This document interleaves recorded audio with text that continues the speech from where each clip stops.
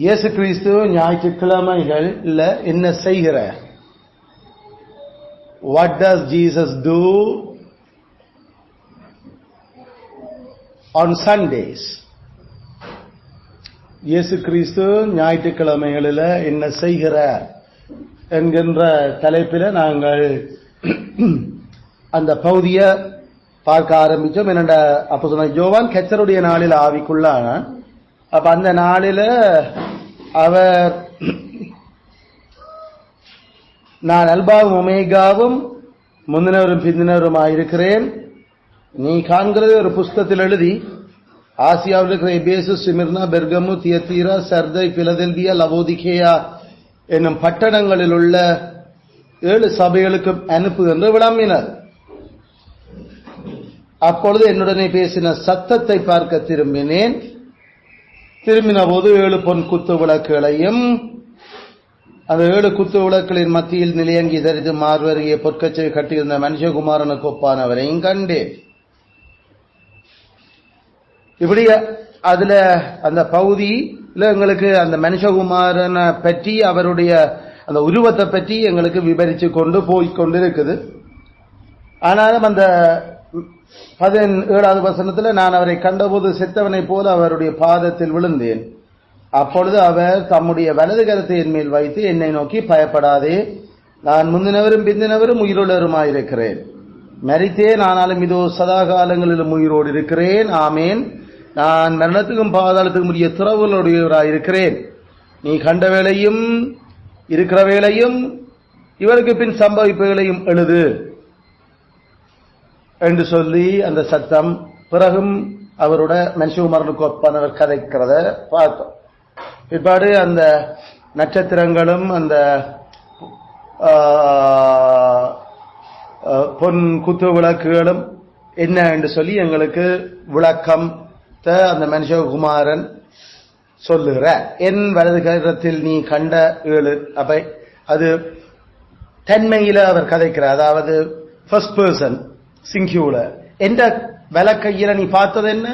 அந்த கண்ட நட்சத்திரங்களின் ரகசியத்தையும் அந்த 7 பொன் குத்துகளுக்கு ரகசியத்தையும் எழுது. அந்த 7 நட்சத்திரங்களும் 7 சபைகளின் தூதரலாம். நீ கண்ட 7 அந்த குத்து விளக்குகளும் 7 சபைகளாம் என்று சொல்லி அப்ப அவர் அதுல அந்த அதுக்கு விளக்கத்தையும் சொல்வதையும் பார்க்கும். அப்ப எங்களுக்கு தெரியும், இப்ப 11வது வசனத்துல 10வது வசனம் முடிஞ்சதுல இருந்து எங்களுக்கு அந்த படங்கள் தொடங்கிட்டது. படங்கள் அல்லது நாம சொல்ற மாதிரி ஒரு வீடியோவோட தொடங்குது எல்லாம். அது மோஷன் பிலிம்ஸ், அதாவது அசையும் படங்கள் இப்ப காட்டப்பட தொடங்கும். 10வது வசனம் வரைக்கும் எங்களுக்கு ஒரு அசைகிற படமும் இல்லை. எல்லாமே எங்களுக்கு சொல்லர்த்தமா கதைக்கப்பட்டு கொண்டிருந்தது. அதுல இருந்தா நாங்கள் அந்த 30 அந்த பிரின்சிபலை நாம அதில் எடுத்தனாங்க. ஏன்னா அவ்வளவும் சொல்லர்த்தத்துல அது கதைக்கப்பட்ட விஷயங்கள். ஆனா இந்த 11வது வசனத்தில இருந்து எங்களுக்கு படங்களும் அதே நேரம் அது பேசும் படம். அப்ப அதுக்குள்ள கதைக்கிறதும் சொல்லப்படுது. அப்ப வெறுமனே நாம உருவம் மட்டும் இல்ல, உருவங்களுக்கான விளக்கம், உருவங்களோட விளக்கம் இல்லாம சில வேளையில இது இப்படித்தான் அந்த நரேட்டர் நாம சொல்லுவோம். நாம டிராமா அதுகள் நாம நாடகங்கள் போடையக்குள்ள நடிக்கிறையாக்கள் சில வேளையில முன்னிப்பினும் சில வேளையில அந்த டிராமாவை பற்றி அங்கால நிக்கிற ஒரு ஆள் அவர் சொல்லிக் கொண்டிருப்பார், இதான் தொடங்குது, இப்படித்தான் போகுது என்றது அதை நாம சொல்ற நாம. அப்ப அப்படியும் சில வேளையில அது விஷயம் இதுல சொல்லப்படும். அப்ப அதை நாம உருவம் என்று சொல்றேன். அது நடிக்கிறையாக்கள் நாங்க உருவம். இங்க கதைக்கிறது அங்கால இருக்கிறது, கதைச்சு கொண்டிருக்கிறேன், அது உள்ளதை சொல்லிக் கொண்டிருக்கிறேன் நரேட்டர். அப்ப அப்படிப்பட்ட அந்த படம் வயல கவனமா நாம விளங்கணும். நாம சும்மா நோமலா நாம ஏதோ வீடியோகள் நாம பார்க்கல கூட எங்களுக்கு படமோடைகளை அதுல நமக்கு கற்புலனுக்கு மட்டும் இல்லையே அங்க விஷயம் சொல்லப்படுது, அங்க அதுல செவிப்புலனுக்கும் அங்க கதைக்கப்படுது சில விஷயங்கள். அப்படி கதைக்கப்படுறதுல நாம படம் என்று தனிய வரைக்கல. அப்ப படத்துக்கான விளக்கம் என்னன்னு இப்ப நாம விளங்கணும். சொல்லப்படுற விஷயத்திலையும் சில வேளையில அந்த சொல்லாடல் அது சொல்லத்தமாயும் அது கதைக்கப்படலாம். அல்லது அந்த அது உருவகமாயும் அது கதைக்கப்படலாம். உதாரணத்துக்கு 20வது வசனத்துல என் வலது கரத்தில் என்று அந்த படம் ஏற்கனவே வல கையில ஏந்தி இருந்ததுதான் அந்த படம். அப்ப இப்ப எனது வலது கரத்தில் நீ கண்ட 7 நட்சத்திரங்களும் அப்ப அந்த 7 நட்சத்திரம் ஒரு படமா காட்டப்படுது. இப்ப அதை என்ன இங்க சொல்லுறார் அவர். அதை அப்ப அங்க சொல்லுவது அது இப்ப லிட்டரல், அதாவது சொல்லட்டும், அதுதான் அவருடைய அர்த்தம். அங்க 7 நட்சத்திரம் தான் இருந்தது. ஆனா அந்த 7 நட்சத்திரம் என்ன உண்மையில அது ஒரு உருவகம். அப்ப 7 நட்சத்திரங்கள் என்றது அது உருவகம். ஆனா அந்த உருவகமே சொல்லட்டமாக கலைக்கப்பட்டு கொண்டிருக்கிறது. விளங்குது அந்த பாயிண்ட். அப்ப படத்தை பார்க்கல படம் மட்டும்தான் உருவம், சொல்லில ஒரு நாளும் உருவகம் பெறக்கூடாதுன்னு நம்ம அது நமக்கு மொழி விளங்க ஆம நம்ம யோசிக்கிறது. அப்ப 20வது வசனத்துல காட்டின படத்தை இப்ப வாயால கதைக்கிற அந்த வாயால கதைக்கிறதுல 2 விஷயம் இருக்குது. ஒன்று உருவகமும் இருக்குது, அந்த உருவத்துக்கான சொல் விளக்கமும் இருக்குது. அப்ப நமக்கு அப்ப நம்ம அந்த மொழிய விளங்கல இதுல நமக்கு மொழி மொழி என்ற ஒரு ஒன்றை எழுதி போட்டு தலையங்கத்தை போட்டுட்டு அதை நாம உருவத்தால மொழி சொல்லப்படுகிறது. உருவம் உருவம் உருவம். 2வது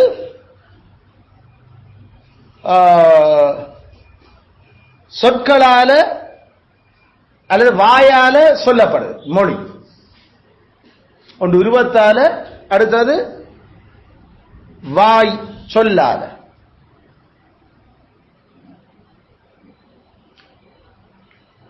வாய் சொல்லும் 2ஆ பிரிக்கலாம்.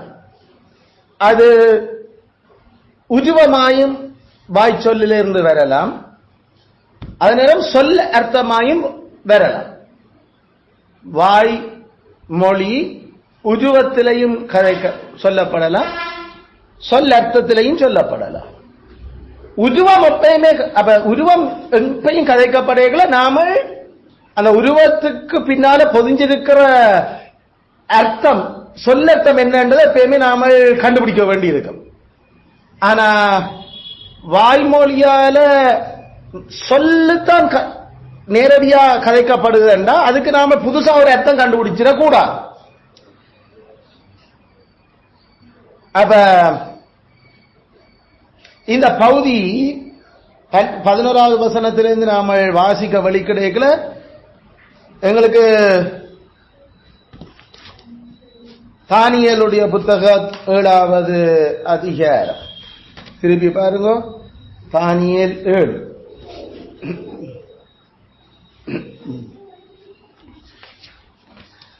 தானியேல் 7:13. இப்ப படம் பார்க்கிறாரா? தானியேல் படம் பார்க்கிறார். ரா தரிசனங்களிலே நான் பார்த்து கொண்டிருக்கையில்,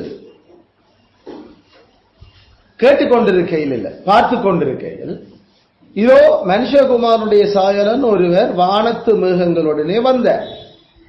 அவர் நீண்ட ஆயுசுள்ளவர் இடம் மட்டும் வந்து அவர் சமீபத்தில் கொண்டு வரப்பட்ட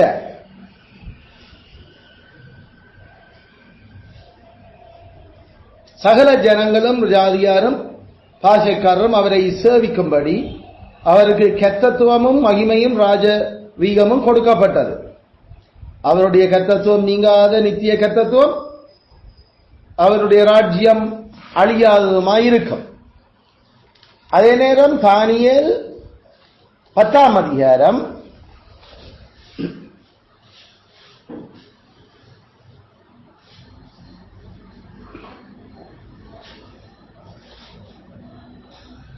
10ஆம் அதிகாரம்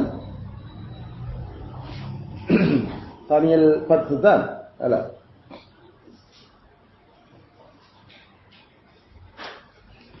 11வது வசனம்.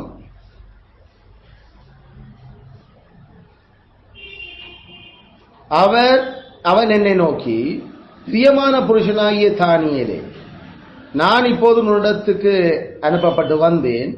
ஆதலால் நான் உனக்கு சொல்லும் வார்த்தைகளின் பேரில் நீ கவனமாயிருந்து கால் ஊன்றி நில் என்றான். 10வது வசனத்தையும் கவனிச்சுக்கோங்க, அல்லது 9வது வசனம். அவருடைய வார்த்தைகளின் சத்தத்தை கேட்டேன், அவருடைய வார்த்தைகளின் சத்தத்தை நான் கேட்டபோது நான் முகம் கவிழ்ந்து நித்திரை போகிறவனாக தரையிலே முகம் குப்புற விழுந்து கிடந்தேன். தரையிலே முகம் குப்புற விழுந்து கிடந்தேன். அது அந்த முக்கியமான அந்த சொல்லாட. அதே நேரம் நமக்கு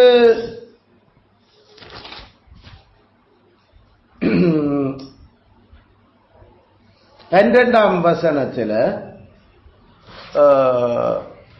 12ஆம் அதிகாரத்தில் 12வது அதிகாரத்தில்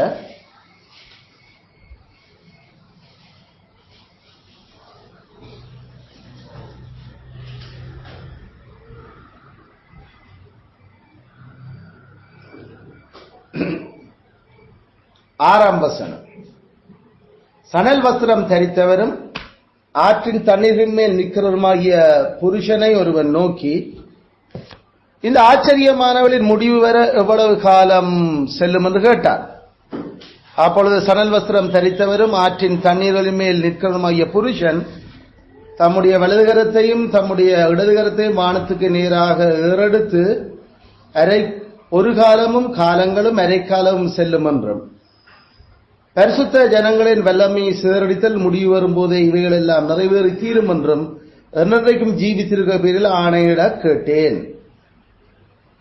நான் அதை கேட்டும் அதன் பொருளை அறியவில்லை. ஆகையால் என் ஆண்டவனே, இவர்களின் முடிவு என்னமாயிருக்கும் என்று கேட்டேன்.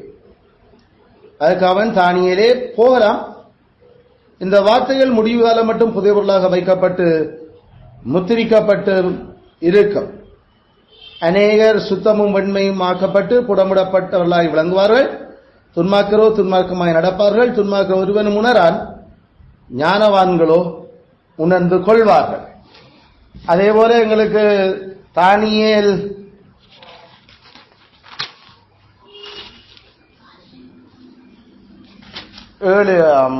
7 திருப்பி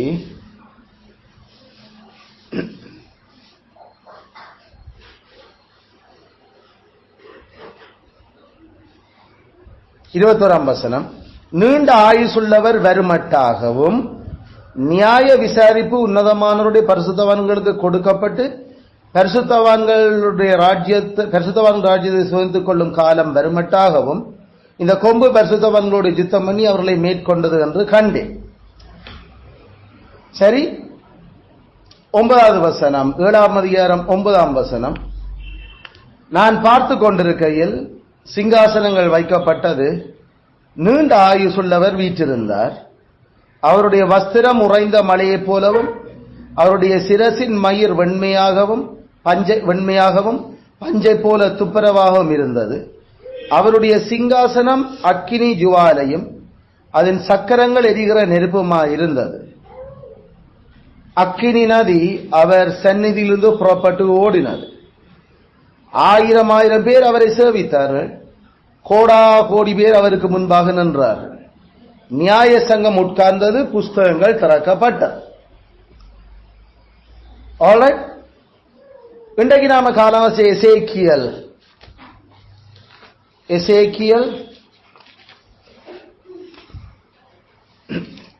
1ஆம் அதிகாரம் 26ஆம் வசனம் இருந்து, அவைகளின் தலைகளுக்கு மேலாக மண்டலத்தின் மீது நீலரத்தினம் போல விளங்கும் ஒரு சிங்காசனத்தின் சாயலும் அந்த சிங்காசனத்தின் சாயலின் மேல் மனுஷ சாயலுக்கு ஒத்த ஒரு சாயலும் இருந்தது.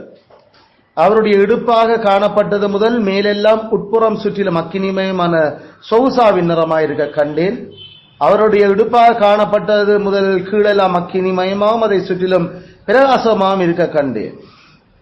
மழை பெய்யும் நாளில் மேகத்தில் வானவில் எப்படி காணப்படுகிறதோ அப்படியே சுற்றிலும் உள்ள அந்த பிரகாசம் காணப்பட்டது. இதுவே கர்த்தருடைய மகிமையின் சாயலுக்குரிய தரிசனமாயிருந்தது. அதை நான் கண்டபோது முகம் குப்புற விழுந்தேன். அப்பொழுது பேசுகிற ஒருவருடைய சத்தத்தை கேட்டேன். சரி,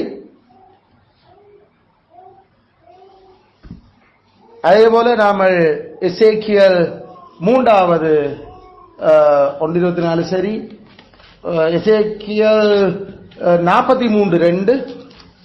எசேக்கியல் 43:2.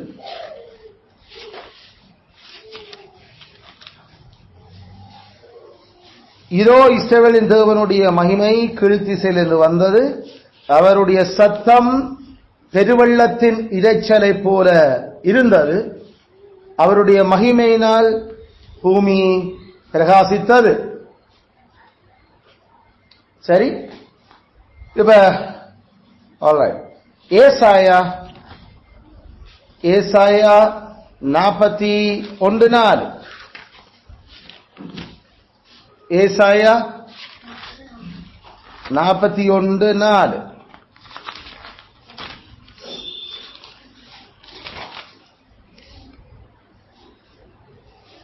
அதை செய்து நிறைவேற்றி ஆதி முதல் கொண்டு தலைமுறைகளை வரவழைக்கிறவர் யார்? முந்தினவராயிருக்கிற கர்த்தராகிய நானே, பிந்தினவர்களோடும் இருப்பவராகிய நான் தானே. 44:6.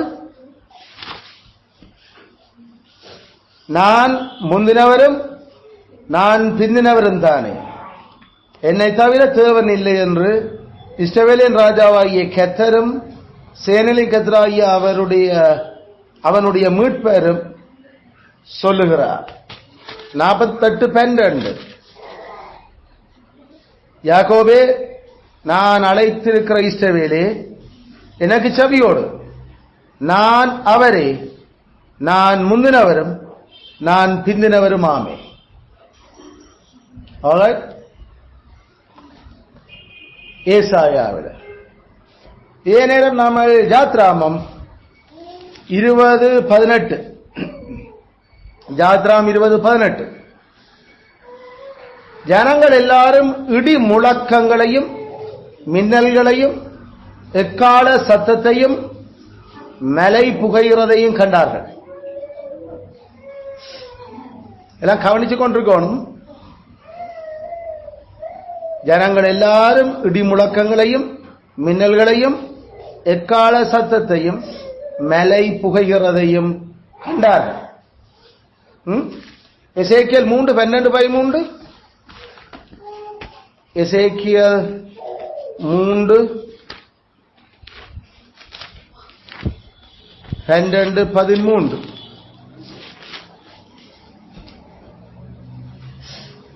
அப்பொழுது ஆவி என்னை உயர எடுத்துக்கொண்டது, கர்த்தருடைய ஸ்தானத்திலிருந்து விளங்கின அவருடைய மகிமைக்கு ஸ்தோத்திரம் உண்டாவதாக என்று எனக்கு பின்னாக கூப்பிட்ட மகா சத்தத்தின் இரைச்சலை கேட்டேன்.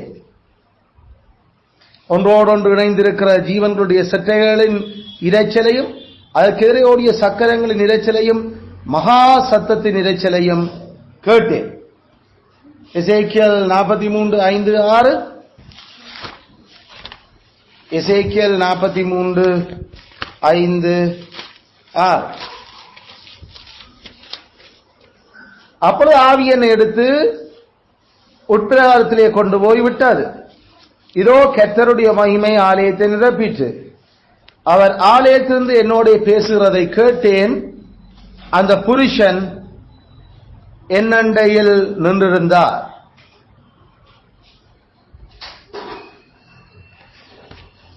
எண்ணாகமம் 8:1-4. எண்ணாகமம் 8:1-4.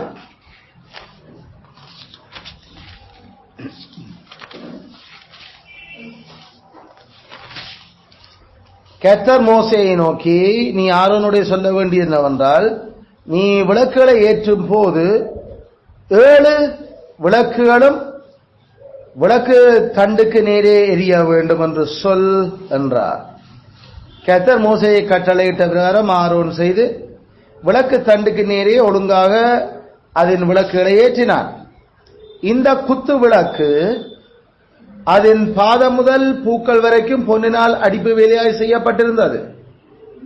கர்த்தர் மோசேக்கு காண்பித்த மாதிரியின்படியே அவன் குத்து விளக்கை உண்டாக்கினான். யாத்ராகமம் 25:30. 30, 31. மேசையின் மேல் நித்தமும் என் சந்நிதியில் சமூக தப்பங்களை வைக்க கடவாய். பசும் பொன்னினால் ஒரு குத்துவிளக்கையும் உண்டாக்குவாயாக. அது பொன்னினால் அடிப்பு வேலையாய் செய்யப்பட வேண்டும். அதன் தண்டும் கிளைகளும் மொக்குகளும் பழங்களும் பூக்களும் பொன்னினால் செய்யப்பட வேண்டும். 6 கிளைகள் அதன் பக்கங்களில் விட வேணும். குத்துவிளக்கின் 3 கிளைகள் அதன் ஒரு பக்கத்திலும், குத்துவிளக்கின் 3 கிளைகள் அதன் மறுபக்கத்திலும் விட வேணும். இப்படியே நமக்கு அதுல கொண்டு போவோம். 1 ராஜாக்கள் 7, 48, 49. 1 ராஜாக்கள் 7, 48, 49. பின்னும் 48.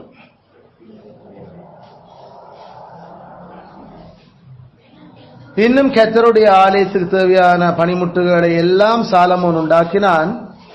அவையாவன பொன் பலிபீடத்தையும் சமூக தப்பங்களை வைக்கும் பொன் மேஜையையும் சந்நிதி ஸ்தானத்துக்கு முன்பாக வைக்கும் பசும்பொன் விளக்கு தண்டுகள் வலதுபுறமாக 5 இடதுபுறமாக 5 பொன்னான அதன் பூக்களோடும் விளக்குகளோடும் கத்திரிகளோடும் கூட உண்டாக்கினான்.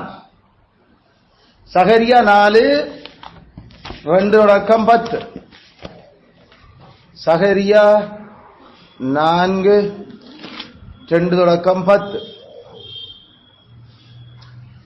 நீ காண்கிறது என்னவென்று கேட்டால் அதற்கு நான் இதோ முழுவதும் பொன்னினால் செய்யப்பட்ட குத்து விளக்கை காண்கிறேன். அதன் உச்சியில் அதன் கிண்ணமும் அதன் மேல் அதன் 7 அகல்களும் அதன் உச்சியில் இருக்கிற அகல்களுக்கு போற 7 குழாய்களும் இருக்கிறது. அதன் அருகில் கிண்ணத்துக்கு வலதுபுறமாக ஒன்றும் அதுக்கு இடதுபுறமாக ஒன்றும் 2 ஒலிவ மரங்கள் இருக்கிறது என்றேன். நான் என்னுடனே பேசின தூதனை நோக்கி, ஆண்டவனே இவைகள் என்ன என்று கேட்டேன். என்னோட பேசின தூதன் மறுமொழியாக, இவைகள் இன்னதென்று உனக்கு தெரியாதா என்றார். ஆண்டவனே எனக்கு தெரியாது என்றேன். அப்பொழுது அவர், செருபாவேலுக்கு சொல்லப்படுகிற கர்த்தருடைய வார்த்தை என்னவென்றால், பலத்தினாலும் அல்ல பராக்கிரமத்தினாலும் அல்ல என்னுடைய ஆவியினாலே ஆகும் என்று சேனையின் கர்த்தர் சொல்லுகிறார். பெரிய பர்வதமே நீ எம்மாத்திரம், செருபாவேலுக்கு முன்பாக நீ சமபூமியாவாய். தலைக்கல்லை அவன் கொண்டு வருவான், அதற்கு கிருபை உண்டாவதாக என்று ஆர்ப்பரிப்பார்கள் என்றார். பின்னும் கர்த்தருடைய வார்த்தை எனக்கு உண்டாகி, அவர், செருபாவேலின் கைகள் இந்த ஆலயத்துக்கு அஸ்திவாரம் போட்டது, அவன் கைகளை முடித்து தீர்க்கும். அதனால் சேனையின் கர்த்தர் என்னை உங்களுக்கு அனுப்பினார் என்று அறிவாய். அற்பமான ஆரம்பத்தின் நாளை யார் அசட்டை வண்ணலாம்? பூமி எங்கும் சுற்றி பார்க்கலாகிய கர்த்தருடைய 7 கண்களும் செருபாவேலின் கையில் இருக்கிற தூக்கு நூலை சந்தோஷமாய் பார்க்கிறது என்றார். ஏசாயா 49:2. ஏசாயா 49:2.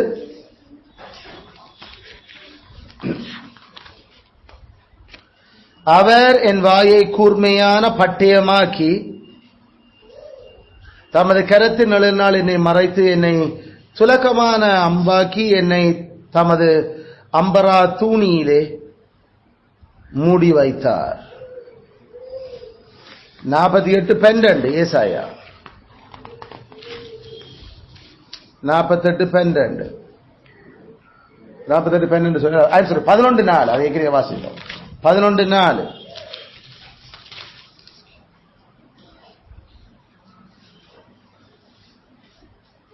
நீதியின்படி ஏழைகளை நியாயம் விசாரித்து ஜதார்த்தத்தின்படி பூமியில் உள்ள சிறுமையானவர்களுக்கு தீர்ப்பு செய்து பூமியை தமது வாக்கின் கோலால் அடித்து தமது வாயின் சுவாசத்தால் துன்மாக்கரை சங்கரிப்பார்.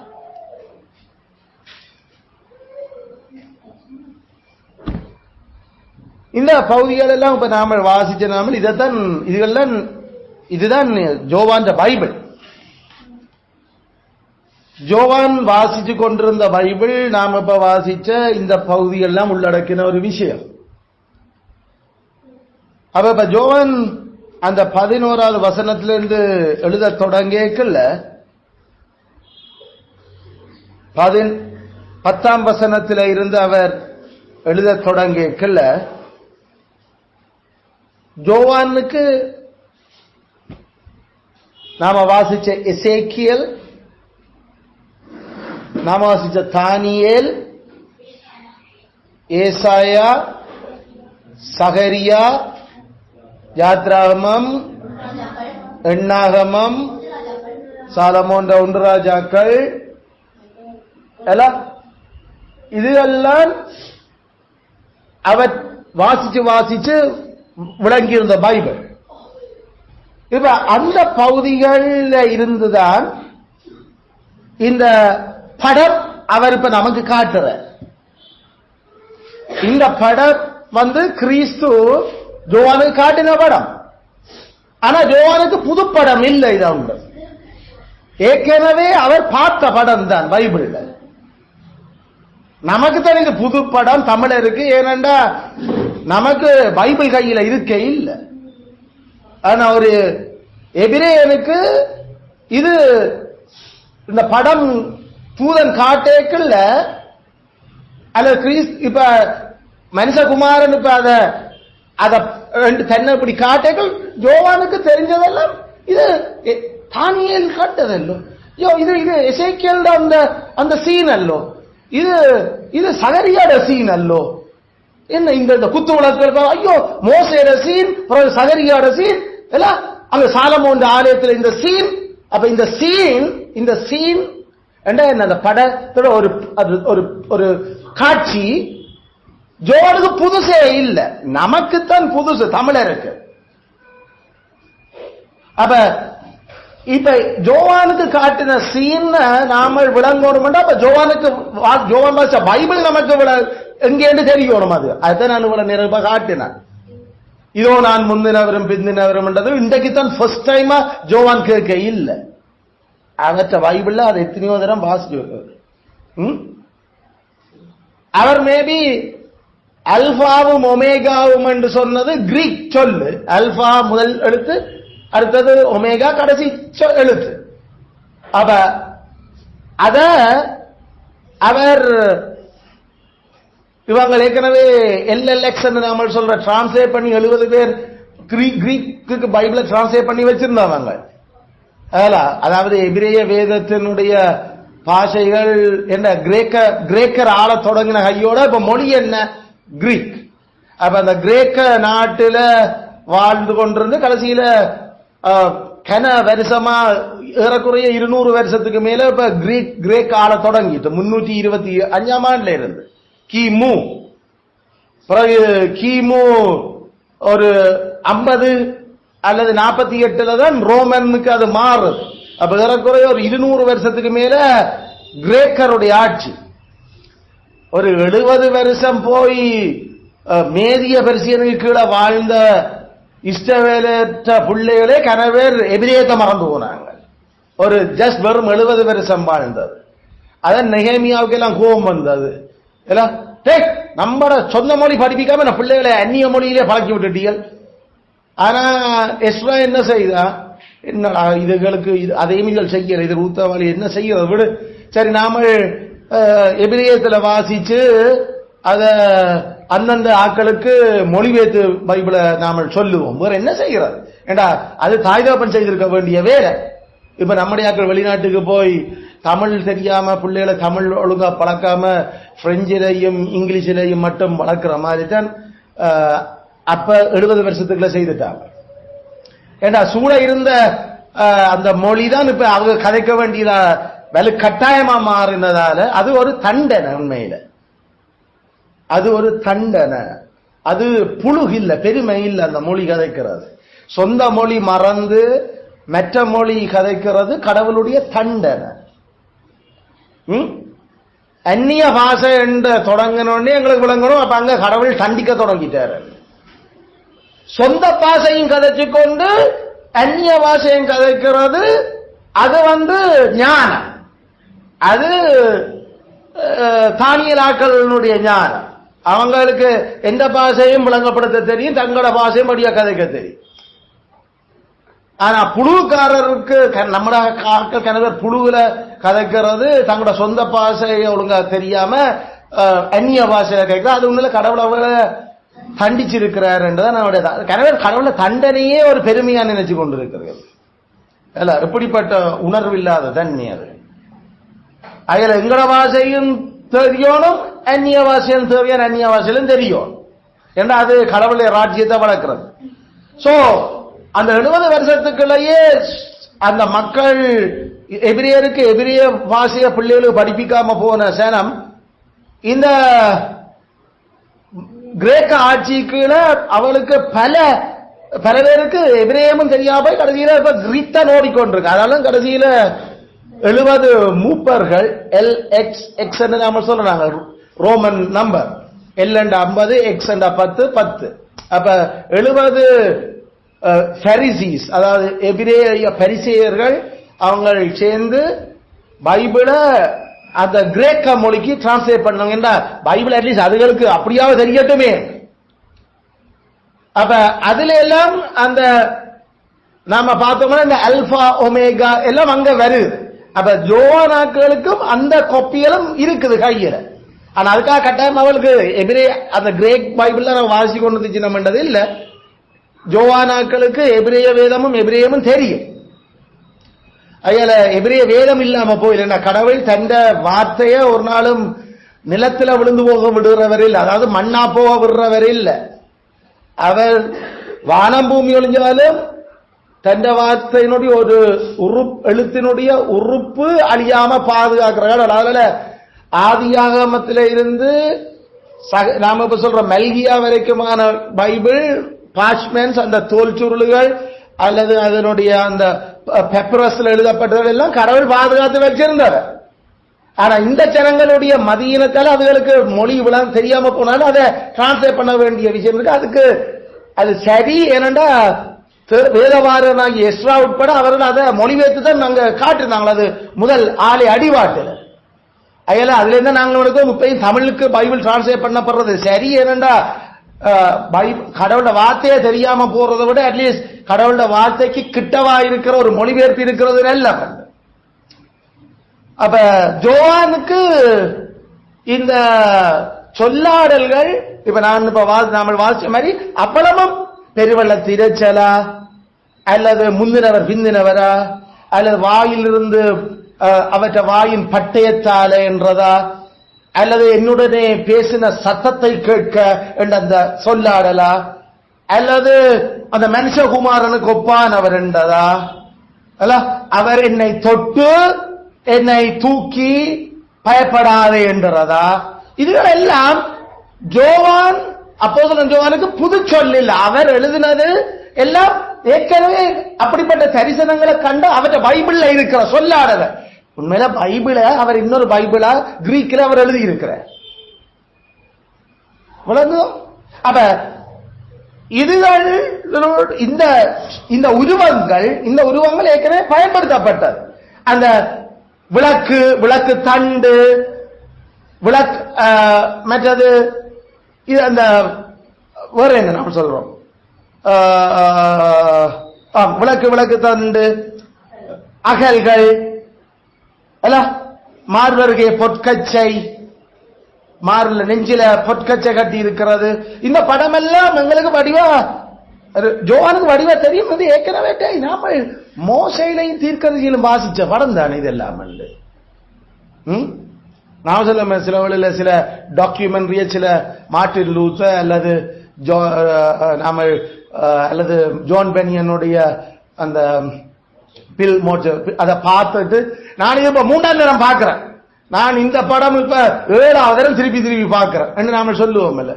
அப்ப ஜோவானுக்கு இப்ப இயேசு கிறிஸ்து காட்டுகிற அந்த படம் அவருக்கு அது இது எத்தனையோ தரம் பார்த்த படம் எத்தனையோ தரம் பார்த்த படம். ஆனா இப்ப தாங்க கையால தொட்டு கண்டு சாப்பிட்டு படுத்தெலும்பின ஒரு ஆள் தான் அவர் என்றவர். இப்ப அது மண்டைக்களால ஆட்களுக்கு புகைய வச்சிச்சு. அவர்கிட்ட இது நம்மளோட அதான் இப்ப அவருக்கு ஸ்பெஷல். இப்ப முதல் பாத்திரம் அவர் பார்த்தவர், இவர் பார்த்தவர், மோசேக்கு பார்த்தவர் என்றவர். இப்ப நானே பார்க்கிறேன், அது நம்மட கரம். ஐயோ, நம்மளோட நான் மார்பில சார்ந்திருந்தவரான அவர் என்றதான் அவருக்கு இப்ப பெற்றும் ஆச்சரியமும் புழுவும் மனுஷன் குறைச்சு போனார். அப்படியே மோங்குப்புறம் விழுந்த. அது கூட அவர் தான் விழுந்த மாதிரி நடிக்கல, உண்மையில விழுந்தவர் செத்தவன போல. அப்ப அவர் அத ஏங்க தானியல் மோங்குப்புற விழுந்தவர், ஏங்க இசைக்கியல் மோங்குப்புற விழுந்தவர், ஏங்கடா அப்பா இவங்களெல்லாம் விழுகிறாங்கன்னு சில வழியில அவரும் ஜோசியம். ஆனா இப்ப அவர் உண்மையில விழுந்துட்டார். இதுல அவர் தானியல் நித்திரைக்கு போறது போல அப்படியே, அதாவது ஆழ்ந்த நித்திரை, என்ன நடந்தே தெரியல கடைசியில. அப்ப இந்த மாதிரியான அந்த விஷயம் அனுபவத்தோடையும், ஆனா அதே படங்கள் தன் வாழ்க்கையில நடக்கிறதையும் நேரடியாக பார்க்கிறது. அதுலயும் உச்சக்கட்டமா ஐயோ நாம கண்ணால பார்த்து தொட்டு நடந்து அவரோட கடைசி ராப்போசனம் சாப்பிட்டு அவர்தானா இந்த ஏசாயா சொன்ன முந்தினவரும் பிந்தினவரும். ஐயோ நாங்கள் அவர கடவுள், அவர் தேவ குமாரன் என்று தெரியும், ஆனா அவர்தான் அந்த தேவகுமாரனும் தேவனும் அவர்தான் என்றது. ஐயோ நான் அப்ப பாதாளம் பரலோகத்துக்கான திறவுகோள்கள் எல்லாம் அப்ப நாங்கள் இவ்வளவு நாள் வாசிச்சது இவர்தான் என்ற அந்த கெட்ட ஜாவே ஜாவே என்று நாங்கள் சொல்ல கூசின அவர்தான் மனுஷ ரூபத்தில் மாம்சம் சித்தமங்களோட வந்து என்ற அந்த அதிர்ச்சி தான் ஆளை அப்படியே மயக்க போட்டு விட வச்சது. ஆனாலும் அவர் தம்முடைய வலது கரத்தை அவன் மேல் வச்சு, அவ மயங்கி கிடந்தவருக்கு என்ன தெரியும், வலது கையத்தான் வச்சார். எங்களுக்கு தெரியும் ஏற்கனவே அவர் வச்சதெல்லாம் வலது கைதான். என்னடா தாவணியருக்கு அல்லது பிறகு எல்லாருக்கும் அவர் ஒரு நாளும் இடது கை யூஸ் பண்ணுறது இல்லை. கடவுள் பைபிளை சரியா வாசிய தெரியும், இடது கை அவர் பயன்படுத்தினது இல்லை. வலது கை என் வலக்கை பராக்கிரமம் செய்ய, எனது வலது கரத்தினால் நான் தாங்குகிறேன். ஆகையால பைபிள் நல்லா தெரிஞ்சது தெரியும், தான் செத்து போற மாதிரி கிடந்தாலும் கட்டாயம் அவர் வச்சிருக்கிற கை வலது கை தான. ஏன்னா அவ்வளவு ஷுவர் எது பார்த்ததால இல்ல, அவற்ற வேதத்தால. வேதம் அதிக நிச்சயமான உறுதி எங்களுக்கு. வேத வசனத்தில அது இருந்தா அதான் முழு, நான் பார்க்காட்டியும் அதான் உண்மை. ஏன்னா கடவுள் தொடுவோம்டா கட்டாயம் வல கையாலும் தொடுவார். அவர் தமது கையை நீட்டி என்னை தொட்டு என்றா ஒரு நாளும் இடக்கை கடவுள் பயன்படுத்தினதா வேதத்தில் எங்களுக்கு இல்லை. வலக்கை என்றதே அது அவருடைய பராக்கிரமம், அவற்ற அந்த செத்தவனை உயிர்ப்பிக்கிற அவருடைய வல்லமை, அவற்ற அந்த ஓங்கிய புயல் என்றா அது அது அது அவ்வளவு அடி உடைக்கிறாங்க. வலது கையினால் தாடையை உடைக்கிறது, அது ரட்சிக்கிறது. அதாவது வலது கரம், நான் உன்னை எனது வலது கரத்துல வரைஞ்சு வச்சிருக்கிறேன். இப்ப இப்படி இல்ல, இந்த வலது கரம் என்றது பைபிளை சரியா படிக்க தெரியும். இடக்கை அங்க இல்ல, கை ஆஃப்கோர்ஸ் இதுகள். அப்ப ஜோவானுக்கு தான் வாசிச்ச பைபிள்ல அங்க பார்க்கிறார், அதான் பார்க்கிறார், அதைத்தான் இப்ப எழுதுறார். அதுல இதுதான் அந்த உருவகத்துல படத்துக்கு படம். இப்ப ஏற்கனவே படமா பார்த்தது இப்ப நேரா பார்க்கிற அந்த படமும் இந்த படமும் மேட்ச் பண்ணது. அது வேறையாக்கள் பார்த்த படம், அது அவர் எழுதி வச்சிச்சினம். இப்ப இவர் பார்க்கிற படமும் அதே மெத்தட் இருக்குது. அங்க இருக்கிறவராயிருக்கிறேன் என்று சொல்லுறவர் ஏற்கனவே அத மோசைக்கு சொன்னவர், நான் இருக்கிறவராயிருக்கிறேன் என்று. அது ஏசாயாவுக்கு நான் முந்தினவரும் பிந்தினவரும் தான் என்று. இப்ப அதை இவருக்கே சொல்லுறார், நான் தான் அந்த ஜாவே ஜோவான், பயப்படாதீரா, நான் தான் அவர் இயேசுவே, நாசரேத்துக்கு இயேசுவே நீரா, ஓமடா நான் தான் அவர், நான் தான் அந்த ஜாவே.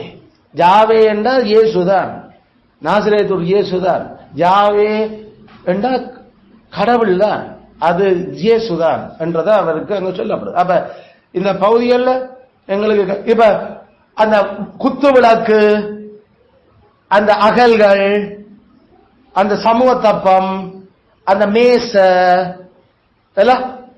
இதுகளெல்லாம் ஜோவானுக்கு வழியா தெரியும் அந்த குத்து விளக்கு எங்க இருக்கும் என்று. சாலமோன் ஆலயத்தில் குத்து விளக்கு எங்க வைக்கப்பட்டிருந்தது என்று தெரியும். கூடாரத்துல மோசையினுடைய ஆலயத்துல குத்து விளக்கு எங்க இருந்தது தெரியும். அந்த குத்து விளக்குகளை நோக்கி அன்மிக்கத்தக்கையால் யார் என்று தெரியும். உண்மையில நாங்கள் லேவி கோத்திரம் இல்லாத ஒருவனும் இவன் ஆசாரியனாக அந்த குடும்பத்துல வராத அந்த ஜொகபெத்தினுடைய யாரு ஜோகபெத்தினுடைய புருஷன் அம்ராமனுடைய குடும்பத்துல வராதவன் ஒருவனும் ஆசாரியனா வரையலாம். அப்ப அந்த குத்து விளக்க துடைக்கிறது, என்ன விடுறது, அதுக்குள்ள போறது, அதை பத்த வைக்கிறது, அது நாளாந்தம் அது எரியுதான்றதை செக் பண்ணுறது, அதெல்லாம் வெளிப்பிரகாரம் இல்ல, உட்பிரகாரம். உட்பிரகாரத்துக்குள்ள ஒரு லேகியனும் போறது இல்ல. போகக்கூடியது அம்ராமனுடைய குடும்பத்தில் வந்த ஆசாரியன்.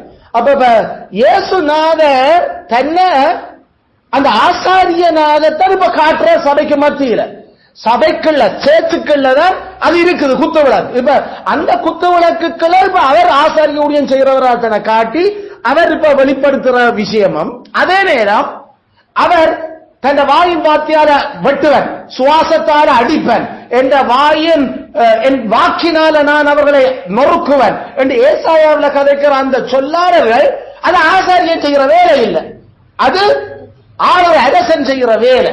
அப்ப ஆசாரியனும் அரசனுமா இருக்கிற ஒரு ஆள் இங்க நிக்கிறத இப்ப ஜோவான் பாக்குற, ரெண்டு பேரும் சேர்ந்து. அப்ப உண்மையில மெல்கிசேதேக் மாதிரியான ஒரு ஆளை தான் இப்ப ஜோவான் பாக்குற. தனித்தனியா அவங்க பார்த்தையால இப்ப ஜோவான் எல்லாம் பொதிஞ்ச ஒரு ஆளா இப்ப பாக்குற சூழ்நிலையே எங்களுக்கு இந்த படம் காட்டு. அயால பிரசன்னம், கடவுளுடைய பிரசன்னம் அங்க இருக்குது என்றதுல அந்த ஆலயத்தினுடைய நடுவில் அவற்ற பிரசன்னம் இருக்கின்றதுதான் எங்களுக்கு காட்டப்பட்டு கொண்டு போகும். அதில் இப்ப நாம காட்டின அந்த நீங்கள் வசனங்கள் எழுதி காட்டியும் பரவாயில்ல, இப்ப நீங்க கவனிச்சு கொள்ளுங்க. என்னுடனே அந்த சத்தத்தை கேட்க, டு see the voice, சத்தத்தை கேட்க, சத்தத்தை கேட்க எங்க வசனங்கள் எழுதி இருக்கிறீங்களோ சத்தத்தை கேட்க. நீங்கள் இப்ப நான் இப்ப சொன்னது எந்தெந்த இடத்துல சத்தத்தை கேட்க வந்தது, கிருகிரண்டு எழுதி இருப்பீர்கள், ஆனா என்னண்டு எழுதி இருக்க மாட்டீர்கள். இப்படிதான் நாம கரிஸ்மெட்டிக்ல இருக்கைகளே எழுதுறோம். நாங்க என்ன விஷயம் சொல்லப்படுற கவனையும் முதல்ல எழுதுறோம் கிருகிறேன். சரி, அதை வீட்டை போயாவது தேடி பிடிச்சி எழுதுவோம்னா அப்ப எழுதுனாங்க. சரி, இப்ப அட்லீஸ்ட் வடிவ பக்கத்துல அப்ப சத்தத்தை கேட்க, சத்தத்தை கேட்க என்பது நாம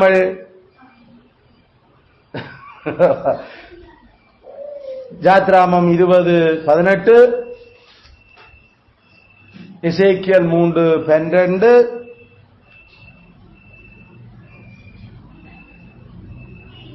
எசேக்கியல் 43:5, தானியேல் 7:11. சத்தத்தை கேட்க, அந்த சத்தத்தை பார்க்க, to see the voice. Tania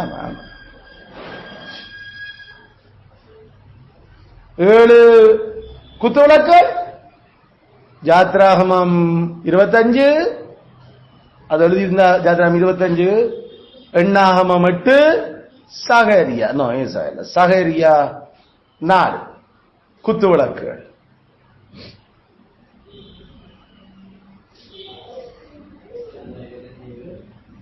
ஜாத்ராகம் 25:37. அடுத்தது எண்ணாகமம் 8ஆம் அதிகாரம், அந்த 1:4 வாசிச்சார். பிறகு சகரியா 4 அல்ல 4ஆம் அதிகாரத்திலிருந்து 2:10 அதை எழுதியது குத்து விளக்கு. மனுஷகுமாரனுக்கு ஒப்பானவர் தானியேல் 7:13, தானியேல் 5:8, எசேக்கியல் 1:24. மனுஷகுமாரனுக்கு ஒப்பானவர்.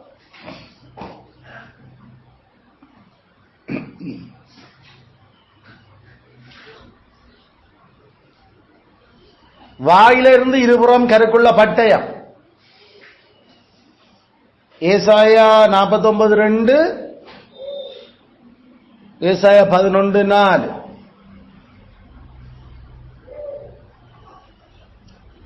முந்தினவரும் பிந்தினவரும் ஏசாயா 41:4, 44:6, 48:12.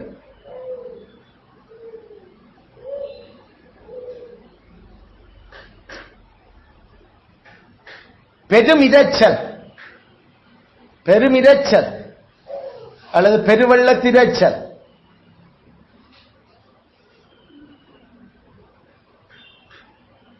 எசேக்கியல்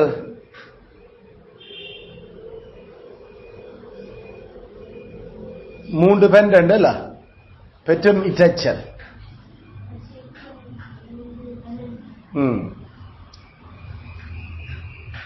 பெரும் இரைச்சல் 13 பேரும்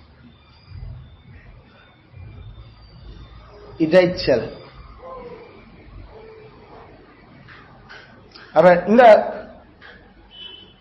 அப்ப இந்த படங்கள் ஏற்கனவே இருக்கிற படம், அந்த படங்களுக்குரிய அர்த்தம் அந்த இடங்கள்ல அப்ப அது என்னத்துக்கு அது பயன்படுத்தப்பட்டதுன்றதுல நாம விளங்குறோம்.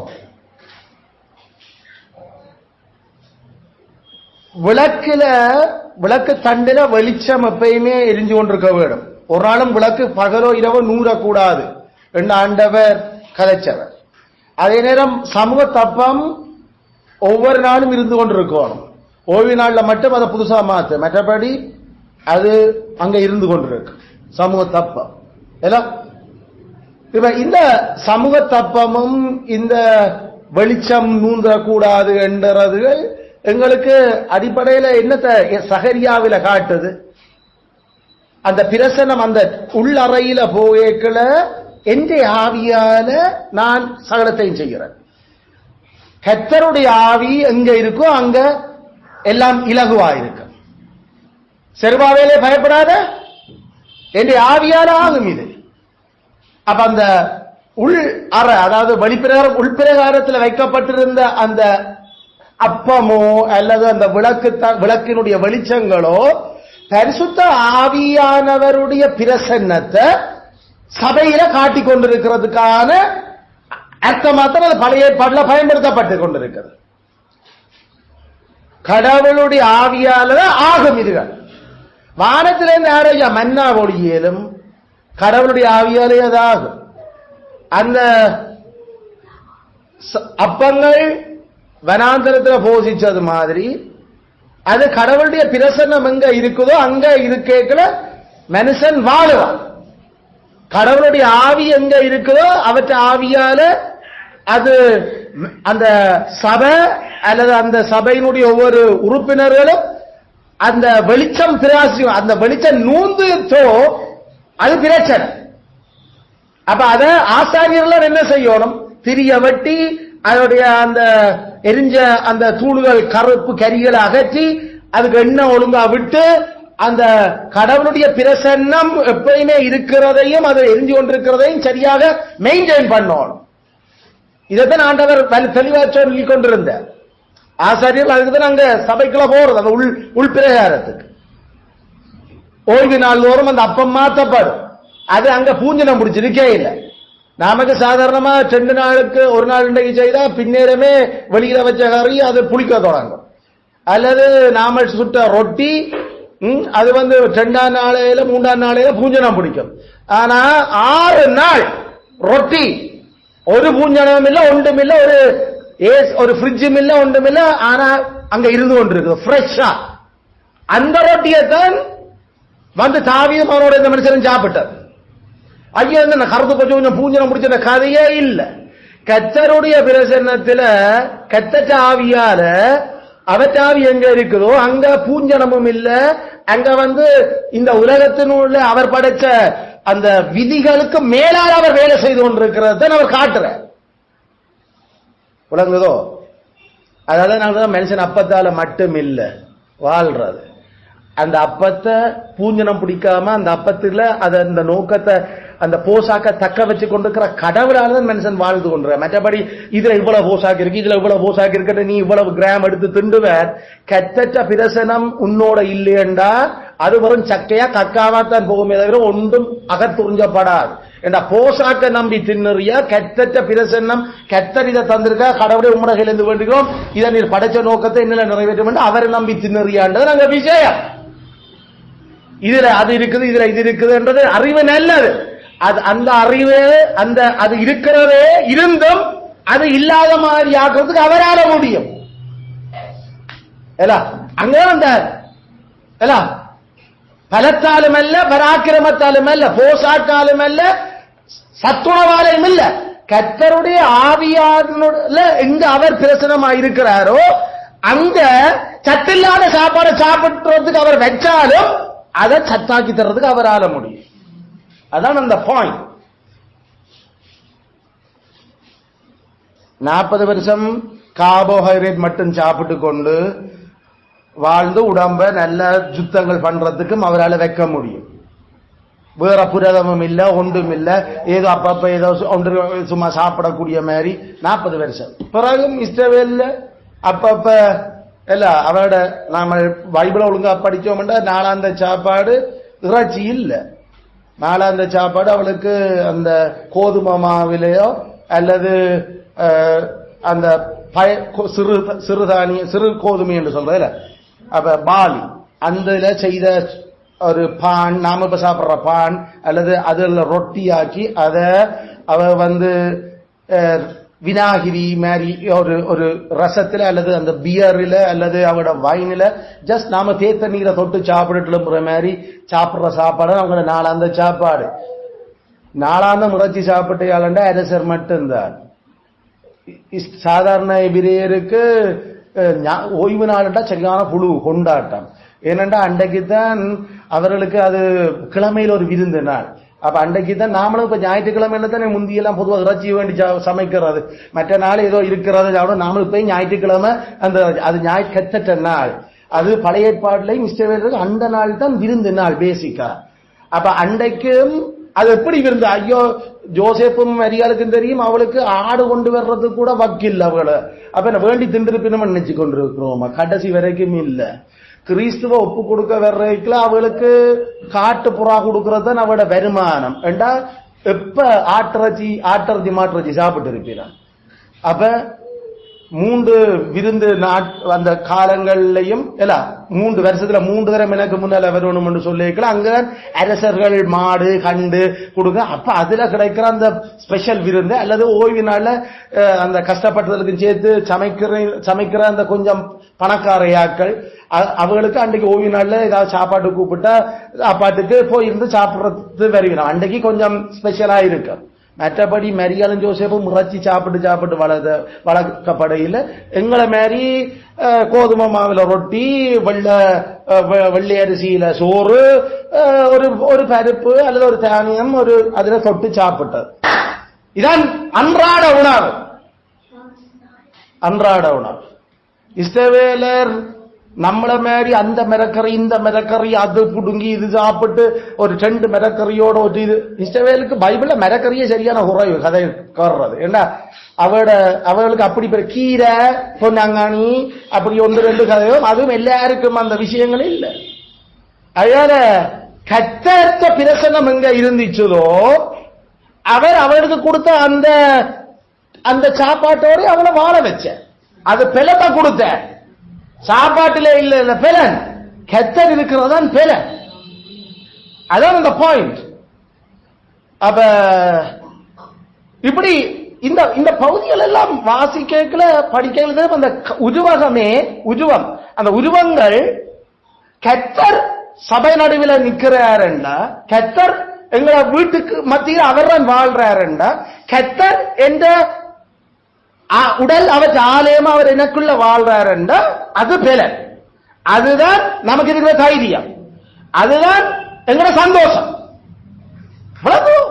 மற்றபடி கத்தர் எங்களோட இல்லாம என்ன பெலத்தா நாம சாப்பிட்டு குடிச்சு என்ன செய்தாலும் ஒன்றும் பொசிக்காது. கத்தர் இல்லாம என்ன செல்வம் உழைச்சு கொண்டு வீட்டை வந்தாலும் அங்க அதால நமக்கு ஆபத்து தான் எப்பயுமே. கத்தர் இல்லாம ஒரு சபை ஊழல் நடக்குது என்று சொன்னா அது கள்ளர் புகழ்தான், வேறு ஒன்றும் இல்லை.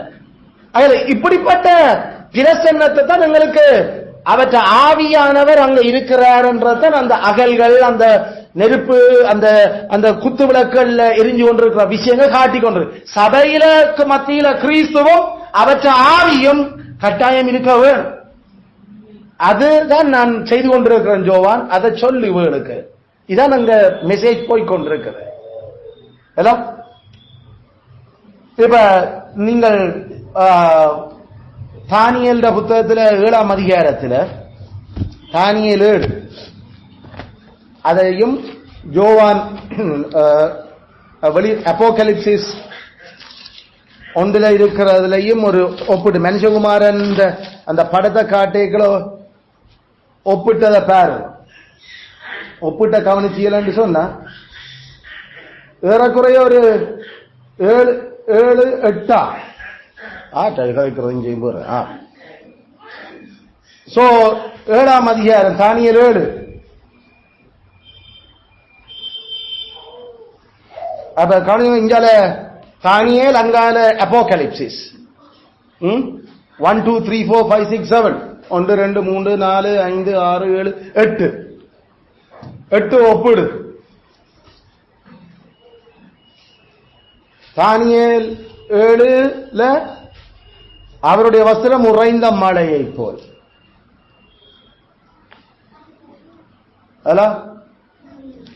இங்கால அப்போகலிப்சிஸ்ல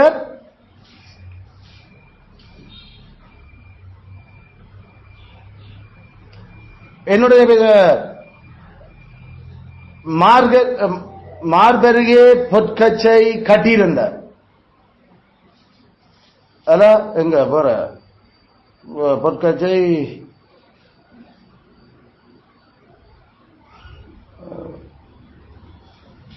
ஓகே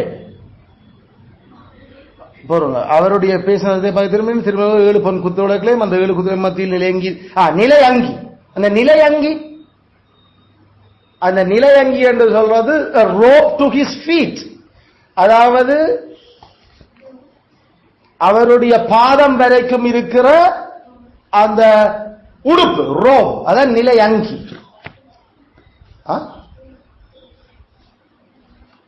ரோப் ROBE ரோப்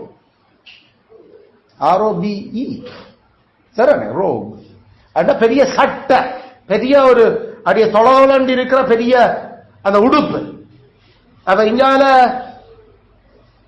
ஸ்னோவால அவர் க்ளோத்திங், அதாவது உறைந்த மழை ஸ்னோவால அவர் உடுத்தி இருந்தார். இங்க அவருடைய உடுப்பு ஒரு ரோப், ஒரு நிலை அங்கியாக இருந்தார். இங்க தானியேல்ல அவருடைய வெயிஸ்ட், அவற்றை இடுப்பை சுத்தி என்ன இருக்கு, கோல்ட் பெல்ட். எங்க அவருடைய இடுப்பில் வயசுல சிங்கம் வைக்கப்பட்டது உறைந்த மலையை போல அவருடைய சிற துப்புரவாகம் சிங்க நதி ஓடுனது அவரை சேவித்தவர்கள் என்கிறாப்பா.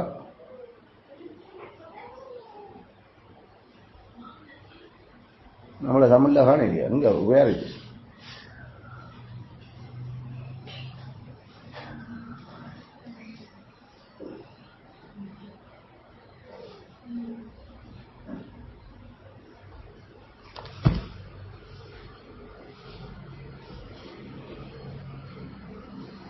ஹீப்ரூ பைபிள் நம்மட தமிழ் அடிக்காமலே விட்டுட்டாங்க.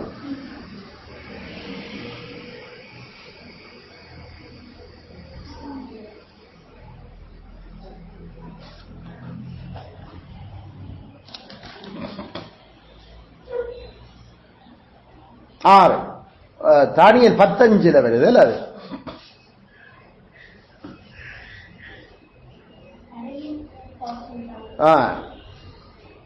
என் கண்களை ஏறுகையில் சணல் வஸ்திரம் தரித்து தனது அறையில் ஊப்பாசின் தங்க கச்சையை கட்டிக்கொண்டிருக்க ஒரு புருஷனை கண்டேன். இதுவும் அந்த கிறிஸ்துவனுடைய படம் தான். அப்ப தானியேலில தங்க கச்சை, அவ இங்க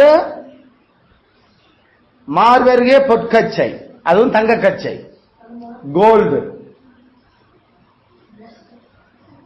சரியோ? ஒப்பிடு. Golden belt around his chest. Golden belt around his chest. அப்ப அது இப்படி கட்டேக்கல இங்க இருந்து பெல்ட் தான் கட்டுறது. நாம இப்ப கட்டுற காய்ச்சல் கட்டுற பெல்ட் இல்லையா? கட்டுற பெல்ட். அடுத்தது ஒப்பிடு. தானியேல் தலைமயிர் வூல் பஞ்ச்.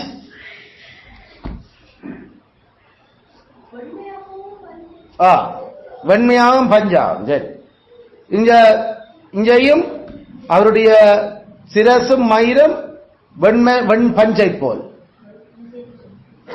சரியோ?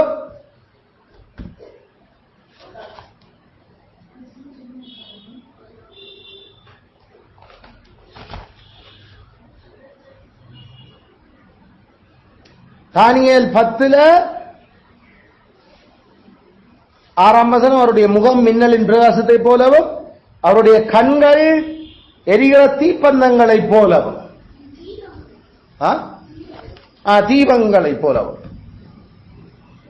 தீபங்கள் நெருப்பு.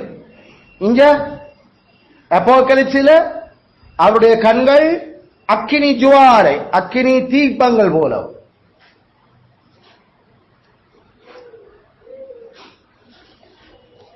இங்க தானியேலில்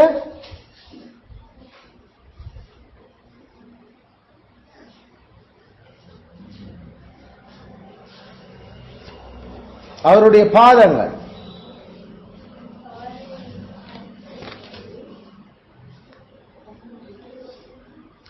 அவருடைய புஜங்கள் 10:6 அவருடைய புஜங்களும் அவருடைய கால்களும் துலக்கப்பட்ட வெண்கல நிறத்தை போல. இப்ப நாம எழுதாம் இஸ் ஆர்ம்ஸ் அண்ட் லெக்ஸ். புயங்களும் கால்களும். இங்க அவருடைய பாதங்கள்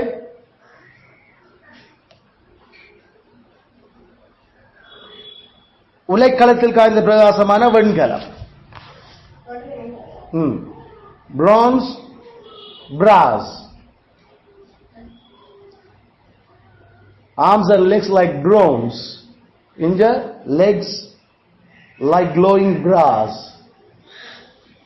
Oh, சரியோ? இங்க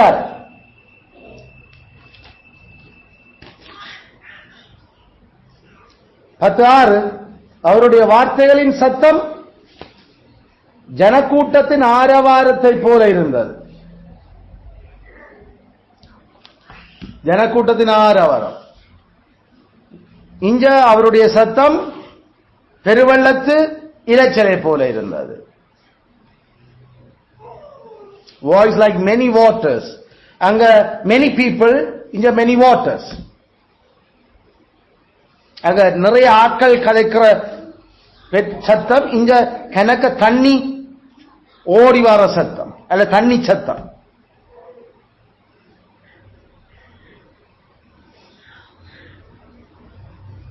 எத்தனையாவது ஒப்புடு எழுதிதோ?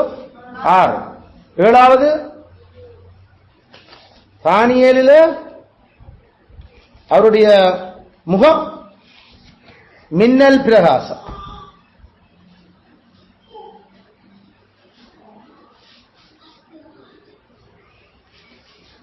மின்னல் பிரகாசம். இங்க அது சூரியனை போல பிரகாசம்.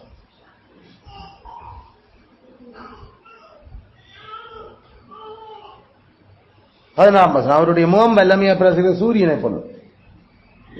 சூரிய பிரகாசம், அங்க மின்னல் பிரகாசம். இங்க மனுஷகுமாரனுக்கு ஒப்பானவர் அல்ல.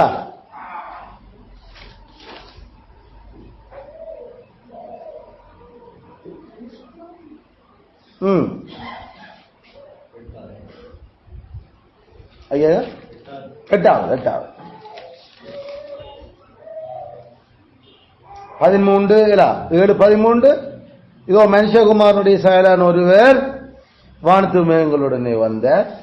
அல்லது இங்க 10:6 என் கண்களில் சணல் வச்சிருந்து தனது அறையிலே உபாசின் தங்க கட்சியை கட்டிக்க ஒரு புருஷனை கண்டேன். அப்ப இதுல அந்த சன் ஆஃப் மேன் என்றது அது தானியல் 7 வர்ற 13 தான். அது இங்க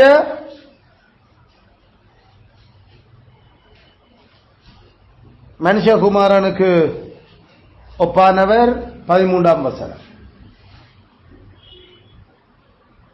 தானியேல் ஜோவான்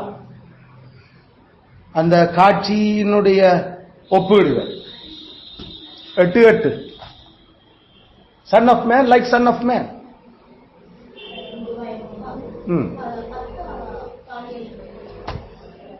7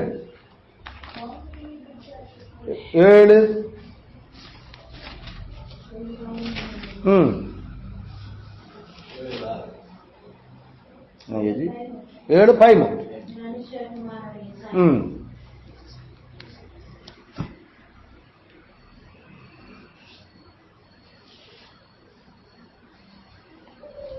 அப்ப இந்த படம்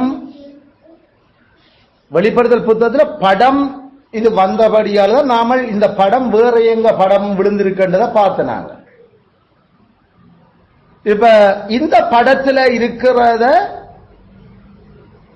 ஒரு இந்த மனுஷகுமாரன் படத்திலிருந்து வெட்டி எடுத்து 7 சபைகளுக்கும் பொருத்த போறார் ஜோவான். கவனிச்சுக்கலாம், இதான் இந்த படம் அடுத்த விரிய போகுது. எப்படி என்று மனுஷகுமாரன் இந்த சாயலை காட்டுனது மனுஷகுமாரன் தந்த சாயல் இருந்தே 7 சபைக்கும் 7 கடிதத்திலையும் தந்த ஒவ்வொரு பாட் எடுத்துதான் கதைக்க போற. அப்ப அந்த 7 சபைக்கும் எழுதுற அந்த கடிதம் அது படம் இல்லை, அது அப்படியே கதை வசனம் நேரடியா. ஆனா அந்த கதையை தொடர்ந்தது முழுக்க யாரு கதைக்கிறன் என்று காட்டேட்டா படம் தான் காட்டுவேன். இதான் அந்த இந்த படம் இருக்கிற யார் தான் கதைக்கிறேன்.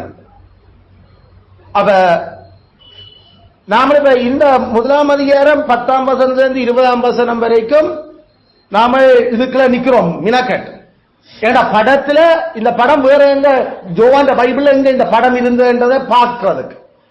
ஆனா 7 கடிதம் இனி நாம பார்க்கல, அது படம் இல்ல காட்டுறது. அப்ப அங்க நாம ஜோவான் பைபிள்ல இருக்கிற படம் ஒரு நாளும் பார்க்க போறது. அது சொல்லர்த்தமாக அது எங்க விடுதோ அதை நாம பைபிள் எங்க சொல்லர்த்தம் விழுந்ததுன்றதை கதைக்க போறோம். அப்ப இப்ப படம் காட்டுற மாதிரி அங்க படம் காட்ட மாட்டோம் அதுகளுக்கு. ஆனா பிறகு 7 எக்காலம் 7 அந்த குப்பிகள் 7 கதைக்க தொடங்கியக்குள்ள படம் திருப்பி வரப்போகுது. அப்ப படம் திருப்பி நாம ஒப்பிடுவோம். அப்ப உருவங்கள் எங்க வருதோ அங்க உருவம் ஒப்பிடுவோம், சொல்லத்தம் எங்க வருதோ சொல்லத்தம் அங்க விஷயங்கள் இருக்க ஒப்பிடுவோம். அந்த மெயின் பாயிண்ட் இதுதான். இந்த அப்போகலிப்சிஸ் படிக்கல படம் வந்தா படம் அங்க பழைய ஏற்பாடுல வந்திருக்கின்றதை பார்ப்போம். படம் வராம சொல்லு அர்த்தத்திலே கதைக்கணும், சொல்லுகள் அங்க விழுந்திருக்கின்றது தான் கவனிப்போம். படத்தையும் சொல்லையும் குழப்பி அடிச்சு போட்டு புது புது விளக்கங்கள் நாம் ஒரு நாளும் கொடுக்க போறதில்லை. இப்ப 20ஆம் வசனத்துல என் வலது கரத்தில் நீ கண்ட 7 நட்சத்திரங்களின் அர்த்தம் 7 பொன் குத்து விளக்குகளின் அர்த்தத்தையும் எழுதுறாப்பா. அந்த 7 நட்சத்திரங்கள் 7 சபையின் தூதர்கள். நீ கண்ட 7 குத்து விளக்குகளும் 7 சபைகள். இப்ப குத்து விளக்குகளுக்கு கிறிஸ்து அர்த்தம் சொல்றார். குத்து விளக்குகள் என்ன? சபைகள். அந்த நட்சத்திரங்கள் யாரு? தூதர்கள். இப்ப தூதர்கள் என்ற அந்த சொல்லு வந்த ஐயோட நாம சபைக்கு தூதருக்கும் என்ன சம்பந்தம்? இது பரலோகத்தில் இருக்கிற தூதரா இல்லாட்டி சபையின் தூதரா? அப்ப சபையின் தூதர். இப்ப சபையின் தூதர் என்றது அதாவது நாம சொன்ன மாதிரி இப்ப காலமா வாச மாதிரி மெசேஞ்சர் படிச்ச நாம அந்த அஹிமாஸ் அந்த செய்தி கொண்டு வரையாள், செய்தி சொல்லுறையாள். அது பைபிள்ல மெசேஞ்சர்ஸ் என்றது அந்த வேலைக்காரருக்கு பயன்படுத்தப்பட்டிருக்கிற சொற்பதம். அதுவும் இது சேர்ச்சோட சம்பந்தப்பட்டிருக்குது. சேர்ச்சுக்குள்ள எங்களுக்கு தெரியும் சேர்ச்சோட தூதர்களும் சம்பந்தப்படுறோம், சேர்ச்சுக்கு ஹெல்ப் பண்றதுக்கு அவங்க பயன்படுத்தப்படுறோம். ஆனா இங்க இருக்கிற அந்த 7 நட்சத்திரங்களும் அது ஆவிகளாயிருக்கிற தூதர்கள் அல்ல, சபைக்கு மனுஷராயிருக்கிற கடவுளுடைய வேலைக்காரர், அதாவது மூப்பர்கள். இப்ப அவங்க மூப்பர்கள் தான் என்று நாம கதைக்கிற விஷயம். அவர் சபை அந்த மூப்பருக்கு சொல்லு இப்படி இப்படி இப்படி இல்லையா சபை இல்லாம போயிடும். இப்ப உண்மையில தேவதூதர்கள் பாவம் செய்ய இல்ல பரிசுத்த. இப்ப நாம் சொல்ற தேவதூதர்ல கடவுளை எச்சரிக்க வேண்டிய அவசியமும் இல்ல. ஏன்னா பாவம் செய்யறவனுக்கு தான் எச்சரிப்பு இல்ல. இந்த தூதர்கள் அது பரிசுத்த தேவதூதர்கள் அவன் நீ பாவம் செய்யற உனக்குள்ள இப்படி இருக்குது, இப்படிப்பட்ட போதைகள் கிடக்குது, அவனை மனம் திரும்ப சொல்லி இல்லாட்டி பிரச்சனை உனக்குள்ள என்று அவங்களே ஆண்டவர் எச்சரிக்க வேண்டிய அவசியம் இல்லை. அதனால நாங்கள் சொல்றோம் இந்த தூதர்கள் இது சபையினுடைய மூப்பர்கள், எல்லாம் சபையினுடைய மூப்பர்கள். அதே நேரம் இதையும் சில ஆக்கள் அந்த 7 நட்சத்திரங்கள் நட்சத்திரம் ஸ்டார்ஸ் என்று சொல்லுறது தான் உருவம். ஸ்டாருக்கான அர்த்தம் அவர் மெசேஞ்சர்ஸ், ஆங்கிலோஸ், ஏஞ்சலோஸ். ஏஞ்சலோஸ் தான் விழுந்திருக்கு.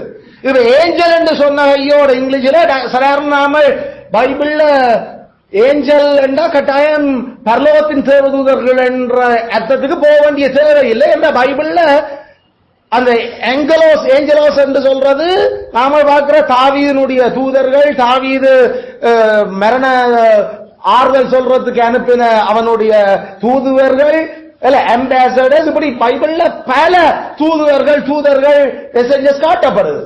அதனால அது எல்லாமே பரலோகத்தினுடைய தேவதூதர்கள் அல்ல, பரலோகத்தின் தேவதூதர்கள் அல்ல. இப்ப இதே இன்னும் ஒரு முக்கியமான பாயிண்ட், அந்த அது தேவதூதர்கள் இதுல அதாவது அந்த ஆவிகளான தேவதூதர்கள் இதுல சொல்லப்பட இல்ல. அவர்கள் இந்த பூமியில இருக்கிற தேவதூதர்கள் தான், பூமியில இருக்கிற மனுஷர்கள் தான் என்றதுக்கு அந்த 7 சபைக்கும் கொடுத்த மெசேஜ் அந்த தூதர்களினூடாக அவர்களுக்கு கடத்தப்படுது என்றது அந்த ஆண்டவர் ஜோவானுக்கு விளங்கப்படுறார். ஜோவானுக்கு தெரியும் தானும் ஒரு சபையினுடைய தூதனாயிருந்தார். எபேசு சபைக்கு தான் போதனாயிருந்தது தெரியும் ஜோவான். அப்ப தங்களை தான் தூதர்கள் என்று கடவுள் அழைக்கிறது. எந்த ஒரு சேர்ச்சுக்கும் தூதர்கள் ஆவி தூதர்கள் இருந்தது இல்லை. பழைய ஏற்பாட்டு சபையிலையும் ஒவ்வொரு சினாகோக் ஒவ்வொரு கோத்திரங்கள்ல இருந்த சபைகளுக்கும் அங்க ஜபாலயங்களுக்கும் அங்க ஆவி உலகத்தில் இருக்கிற தூதர்கள் அணிந்தது இல்லை. அங்க கிடைச்சது எல்லாம் அங்க இருந்த மூப்பர்கள், அந்த சபையினுடைய வேதபாரகர். அப்ப அவர்களை தான் எங்களுக்கு வேதம் இப்படி என்று சொல்லு, இப்படி கதைக்கு. அதனால இந்த தூதர்கள் இங்க நாம கதைக்கிறது. அப்ப அது ஒரு நாளும் தேவதூதர்கள் அல்ல, அது சபைக்கு பொறுப்பாக இருக்கிற மூப்பர்கள் என்றதை நாம நல்லா விளங்கி கொள்ளுறோம்.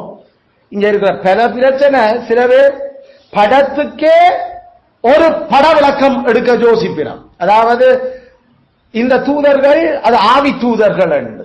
இப்ப ஆவி தூதர்கள் பரலோகத்தில் இருக்கிறீனமா கடவுளை சேவிச்சு கொண்டு, அல்லது பூலோகத்துல எங்கட சபைக்கு பொறுப்பா யாராவது தூதர் இருக்கிறேன். பைபிள் எங்க ஒரு சபைக்கு பொறுப்பா ஒரு தூதன் ஆவி தூதன் இருக்கிறேன் பைபிள் கதைக்கு அப்படி ஒண்ணும் இல்ல. அப்படி எங்களுக்கு பாதுகாப்பாக தூதர்கள் இருக்கிறீங்கன்றது எங்களுக்கு. ஆனா ஒரு சபைக்கு பொறுப்பா ஒரு தூதன் இருக்கிறான், ஒரு நாட்டுக்கு பொறுப்பா ஒரு தூதன் இருக்கிறான் பைபிள் கதைக்கிறதே இல்லை.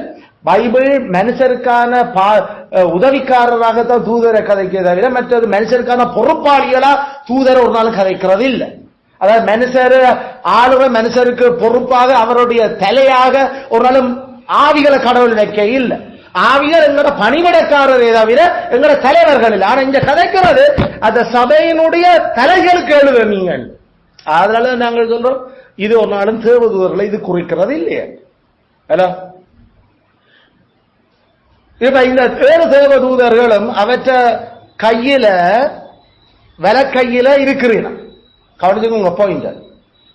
அந்த வலக்கையில இருக்கிற அந்த 7 தூதர்களும் ஒரு ஆள் கீழே ஒரு 5 பேர், அதுக்கு மேலே ஒரு 2 பேர், கீழே ஒரு 4 பேர், அதுக்கு மேலே ஒரு 2 பேர், பிறகு ஒரு ஆள், அப்படியே ஒரு பிரமிட் ஸ்டைலில் ஆண்டர் வச்சிருக்கிறாரா? இல்லாட்டி 7 கையில அவர் 7 தூதர்களும் நட்சத்திரங்களும் அப்படியே அவற்றை அதுல இருக்கும். எங்களுக்கு அவர் பிரமிட் வடிவத்தில் அப்படி இருக்கிறோன்னு சொல்றது இல்லை. ஏன்னா அவர் நான் உங்களை இந்த கையில வரைஞ்சிருக்கேன், ஏதோ உங்களை எல்லாரும் ஒன்றுக்கு மேல ஒன்று அடுக்கி வச்சிருந்தது இல்லை. அவற்றை கையில 7 நட்சத்திரம் இருக்கு. பாயிண்ட் என்னண்டா, அந்த 7 சபைகளினுடைய தூதர்களும் அந்தந்த சபையினுடைய பொறுப்பாளிகள். ஒரு எபேச சபையினுடைய தூதன் ஓடி வந்து சிமிர்னா சபையினுடைய தூதனுக்கு மேல நான் இப்ப பெரிய பாஸ்டரா உங்களுக்கு வந்திருக்கிறேன் இல்ல கதை. கவனிச்சுக்கலாம், இதான் அந்த பாயிண்ட். அதாவது நான் இப்ப உள்ளூர் சபைக்கு போதகர், எங்களுக்கு மேல பெரிய பாஸ்டரால் இருக்கிறார், அவர் பிஷப்பா என்ற அந்த பிஷப் கதை இங்க இல்ல. இங்க 7 தூதர்களும் 7 சபைகளும் அவர்கள் ஒரே லெவலில் இருக்கிறேன். அயல பிரஸ்பிட்டர்ஸ், அது போதகர் மேல் எப்பயுமே அவர்கள் சமனான நிலையில தான் இருக்கிறீனமே தவிர ஒரு போதகருக்கு மேல மற்ற சபையின் போதகர் தலைவராகி அல்லது போதகர்களுக்கு மேல எல்லாருக்கும் பெரிய பாஸ்டர் அவரால் இருக்கிறார் என்று ஆண்டவர் சபையில அவர் நிர்வாகத்தை ஏற்படுத்தி நடத்தவும் இல்லை. அதாவது நாங்களும் ஜாப்பில் எழுதியிருக்கிறோம், போதகர்கள் எல்லாரும் அவர்களுக்குரிய அந்த பதவியிலையும் அவர்களுக்கான அதிக மரியாதையும் சமனான தன்மையுடையவர்கள். ஒரு ஆளுக்கு கூட கனம், ஒரு ஆளுக்கு குறைய கனம் என்று அப்படி அந்த மூப்பர்கள், ஒரு சபையில் இருக்கிற மூப்பர்களுக்கு நாங்கள் கொடுக்கிறது இல்லை. பைபிள் அப்படி சொல்றது இல்லை. அங்கதான் ரோமன் கத்தோலிக்கம் பிளவிடுது, அங்கதான் ஆங்கிலிக்கன் பிளவிடுறோம், அங்கதான் மிச்சம் இந்த அந்த எங்களுடைய பெரிய இடம் அங்க இருக்குது. அது அங்க பெரிய பாஸ்டர், அவர் கடைசி முடிவெடுப்பார் என்றது பைபிள்ல இல்லாத ஒரு பேய்த்தனமான போதல். கிறிஸ்து அப்படி சபைகளை நடத்த இல்லை. அயல பெரிய பாஸ்டர், அவர் சின்ன பாஸ்டர் கதை ஒன்றுமே இல்லை பைபிள்ல. அதே போல அது தாய் சபை, இது கிளைச்சபை என்ற ஒரு கதையே இல்லை. அங்க 7 சபைகள், அந்த 7 பட்டத்தில் இருக்கிற 7 சபை எழுது. அப்ப இது பெரிய சர்ச், இங்க இருந்தா நாங்கள் தொடங்கினாங்களோ அப்ப அதுக்குரிய ஒரு கணம் இருக்குத்தானே. நாங்கள் அதைத்தான் உங்களோட தாய் சபையா வச்சோம். இந்த தாய் சபை செய் சபை எல்லாம் கம்பெனிகளுக்கும் பிசினஸ் நடத்துறதுக்கும் சரியா இருக்கும். ஆனா சர்ச்சுக்கு அது இல்ல பேட்டர்ன். எங்களோட ஹெட் சர்ச் அது, எங்களோட பிரான்ச் சர்ச் இது சொல்ற அந்த அந்த பிசினஸ் விளையாட்டுகள் சர்ச்சில் கிறிஸ்து அங்க இல்ல. கிறிஸ்து ஒரு நாளும் அவர் 7 சபைக்கு மத்தியில் நின்றாரே தவிர சபைகளுக்கு பொறுப்பாக இருக்கிற பெரும் சபைகளுக்கு இடையில் அவர் நிக்க இல்லை. அப்ப இதெல்லாம் சரியான முக்கியமான அந்த சத்தியங்கள் நாங்கள் இதுல இருந்து வெளியில் எடுக்கிறது. இதுகளை எந்த சபையிலையும், ஆனா நாங்கள் என்ன சொல்றோம், சபைக்கு பொறுப்பாக வச்சிருக்கிற அந்த மூப்பர்கள்ல வரங்கள்ல சிலவழில வித்தியாசம் இருக்கும். அந்த வரங்கள்ல மூப்பர்களுக்குரிய வரம் எல்லாருக்கும் இருக்குது. ஆனா போதக சமத்து அது சில வேளையில வேற வேற அளவில் இருக்கலாம் என்றது நாங்கள் ஏற்கனவே சொன்னாங்க. அப்படி போதக சமத்து இருக்கிற யாருக்குத்தான் சம்பளம் கொடுத்து அவர்களை சம்பளத்தில் வச்சிருக்கிறதுக்கு நாங்கள் ஜாப்பில் அதை கதைச்சிருக்கிறோம். ஏன்னா அது டபுள் ஓனரை கொண்டு வரணும், செட்டிப்பான கிணம். அதை செட்டிப்பா கிணம் செய்கிறது. மற்ற ஆளனுடைய கிணத்தை விட, மற்ற போதர்மாருக்குரிய மற்ற மூப்பர்களுக்குரிய கிணத்தை விட போதக மூப்பருக்கு கிணம் கூட. ஏன்னா அவன் தேவ வசனத்திலையும் அதை கொண்டு வர்றேன் சரியா பிரியாசப்படுறாங்கன்றபடியால. அப்ப அந்த கிணம் கூட அவர்களுக்கு கடவுள் ஏற்படுத்தின போதக வெதத்தார வித்தியாசமே தவிர மற்றபடி அவர்கள் மூப்பர்கள் என்ற பதவியில ஒரு வித்தியாசமும் இல்லை. அதை நாங்கள் சொல்லி இருக்கிறோம். நீங்கள் ஒரு சர்ச்சினுடைய மூப்பரா, உங்களோட சர்ச்சில 3-4 மூப்பர்கள் இருக்கிறீங்கம்மா, எல்லா மூப்பர்களும் ஒரே லெவல் தான். ஏன்னா கிறிஸ்துவனுடைய வலைகரத்தில் இருந்த நட்சத்திரங்கள் எல்லாம் ஒரே லெவல். ஆனா அந்த மூப்பர்களுக்குள்ள யாரு இறவாத்த பணியில கூட பிரியாசப்படுறது, அது அதுல ஒரு நாள் 2 பேரும் அவங்க நல்லா வேதத்தை சத்தியா எங்களுக்கு இன்னும் சொல்ற அந்த ஞானங்கள் இருக்குது.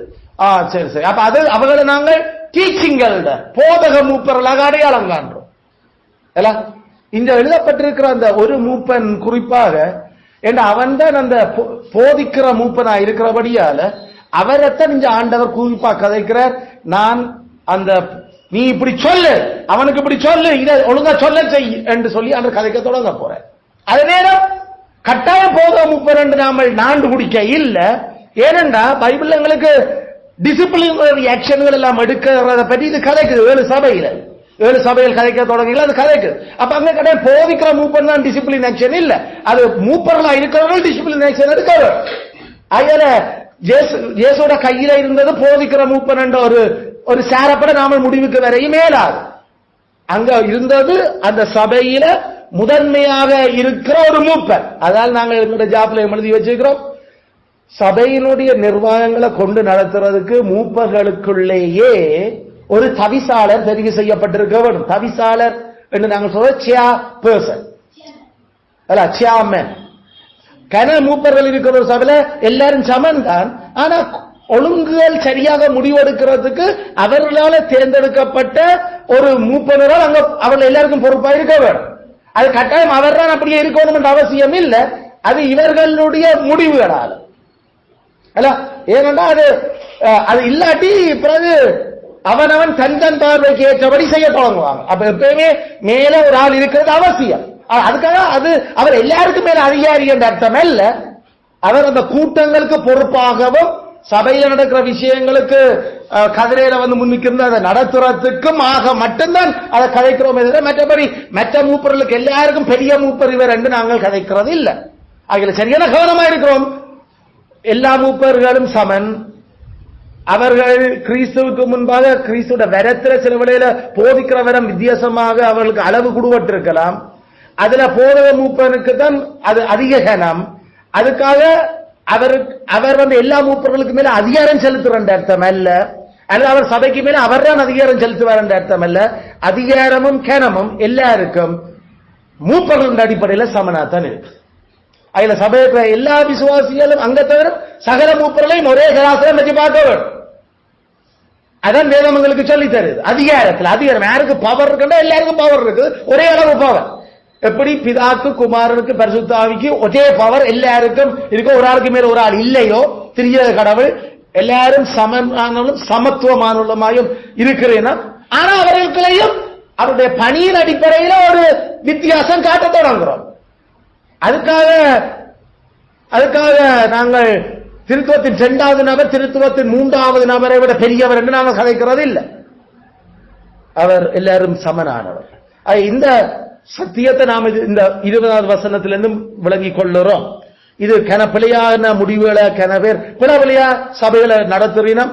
அது அவர்கள் தாங்கள் வேதத்திலிருந்து அது கொண்டு வர படையில சபை நடத்துறதுக்கு கிறிஸ்து அப்படி ஒரு சபை அமைப்பை ஏற்படுத்துறதும் இல்லை. தாய் சபை கிளை சபை, பெரிய பாஸ்டர் அவர் சின்ன போதகர் அப்படி ஒரு கதையே இல்லை. போதகரா வரணுமா அங்க தகுதிகள் இருக்குது, அந்த தகுதிகள் வந்த அப்புறம் அவருக்கு போதகர் பட்டார். அதுக்கு முன்னுக்கு போதகர் கதையும் இல்ல. அவர் இப்ப பழக்கப்பட்டு கொண்டிருக்கிற அவர் பயிற்சியாளன், அவ்வளவுதான்.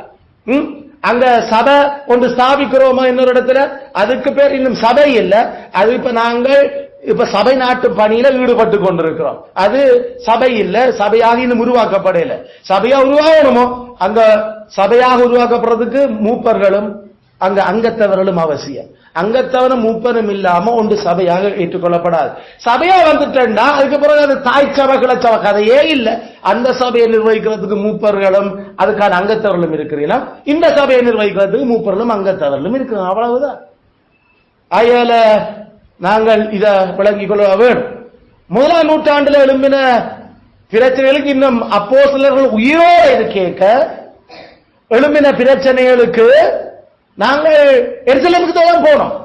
ஏன் அப்போஸ்தலர்கள் எருசலேமில் அவர்களுடைய சபையை அவர்கள் எருசலேம் சபையில் அவர்கள் போகிறதா இருந்தவர். அதனால அவர்கள் தாய் சபைக்கு போக இல்லை. அவர்கள் போனது கிறிஸ்துவால பழக்க வைக்கப்பட்டு அவரால் நேரடியாக அதிகாரம் அளிக்கப்பட்டு அனுப்பின அந்த நபர்கள் இன்னும் உயிரோடு இருக்கிறேன். அதனால இந்த விஷயம் சம்பந்தமா அவர்கிட்ட போவோமா, நாங்கள் பவுலும் பர்னபாவும். ஆகிய பவுலும் பர்னபாவும் எருசலேமுக்கு போனது கிறிஸ்துவால மத்தேயு 28:20 அதிகாரம் அளிக்கப்பட்டு உசிரோட வாழ்ந்து கொண்டிருந்தபடியால இப்ப அந்த நபர்கள் ஒரு உசிரோட இல்ல. அவர்களுடைய அதிகாரமெல்லாம் இப்ப பைபிள்ல எழுதி தரப்பட்டிருக்குது. எந்த சபையும் எந்த சபைக்குள்ள கேட்க போக வேண்டியதே இல்லை. அவர்கள் வர வேண்டிய இடம் பைபிள்கிட்ட மட்டும்தான். அதுல பைபிள் ஒழுங்கா தெரிஞ்சு வாசிச்சு விளங்கப்படுத்துறதுக்கான மூப்பர்கள் இருக்கிற ஒரு ஆலோசனைக்கு ஒரு உதவிக்கு நாம அவளை கூப்பிடுறதை தவிர மற்றபடி நாம ஹெட் சர்ச்சுக்கு போவோமாண்டு எல்லாரும் எழுப்பி வேட்டி வரைஞ்சி கட்டிக்கொண்டு போக வேண்டியது போக ஏழாது. ஏண்டா அப்போஸ்தலர் உயிரோட இல்ல, கிறிஸ்துவால நியமிக்கப்பட்டாக மரிச்சு போச்சுனா. அதனால இப்ப அந்தந்த சபை அந்தந்த மூப்பர்களுக்கு ஆளப்படணும். வேறுபட்ட பல சபைகள் ஒன்று சேர்ந்து ஒரு ஐக்கியத்தை வளர்க்கிறது பைபிளுக்கு காட்டுது. அது சில வேளையில ஊழியத்தின் நிமித்தமாக, அதாவது மிஷன் வேலைகளுக்காக, அல்லது சில வேளையில கடவுள் பராமரிப்புல கண்டிச்ச நிலைமைகளில பெரும் பெரும் சொல்லொன்னா துயரங்கள் ஏற்படுற சூழல்கள்ல, அது மரணங்கள் பஞ்சங்கள் ஏற்படுக்கல, அல்லது அவர்கள் ஒரு சகோதரர்களாக வருஷத்துக்கு ஒரு தரம் அந்த அந்த சகோதரத்துவத்தை கட்டி எழுப்புறதுக்காக ஒரு பைபிள் ஸ்டடி, ஒரு குடும்ப மாநாடுகளுக்காக அவர்கள் ஆத்தும நன்மைகளை மேம்படுத்துறதுக்காக ஒரு ஐக்கியப்படுறதுக்கு சபைகளா கூடி சேர்றத பைபிள் காட்டுது. அதுக்காக ஒரு சபைக்கு மேல அதிகாரம் செலுத்துற அர்த்தம் அல்ல. உண்ட சபையில் இருக்கிற கணக்குகள் காணிக்கைகள் எல்லாம் எங்களுக்கும் காட்டணும் என்ற கேளாது. ஏன்னா அது பைபிள்ல அப்படி ஒரு முறையே இல்ல. இல்ல உங்களோட பாசம் எங்கிட்ட வந்து கதைக்க வரும். நாங்களும் தொடக்கத்துல அங்க சுவிசேஷம் அறிவிச்ச, நாங்கள் சுவிசேஷம் அறிவிச்சு முடிச்சத இங்க அப்பவே கூப்பிடல, வாங்கடா வாங்கடா இங்கிட்ட வாங்கடா நாங்கள் தீர்த்து வைப்போம். அப்போ சொல்ல மெரிசேமில கூப்பிட இல்ல, பவுலும் பர்னபாவும் தான் முடிவு பண்ணாங்க சபையாரு. நாம அங்க ஹோம் இந்த விஷயத்தை கதைக்க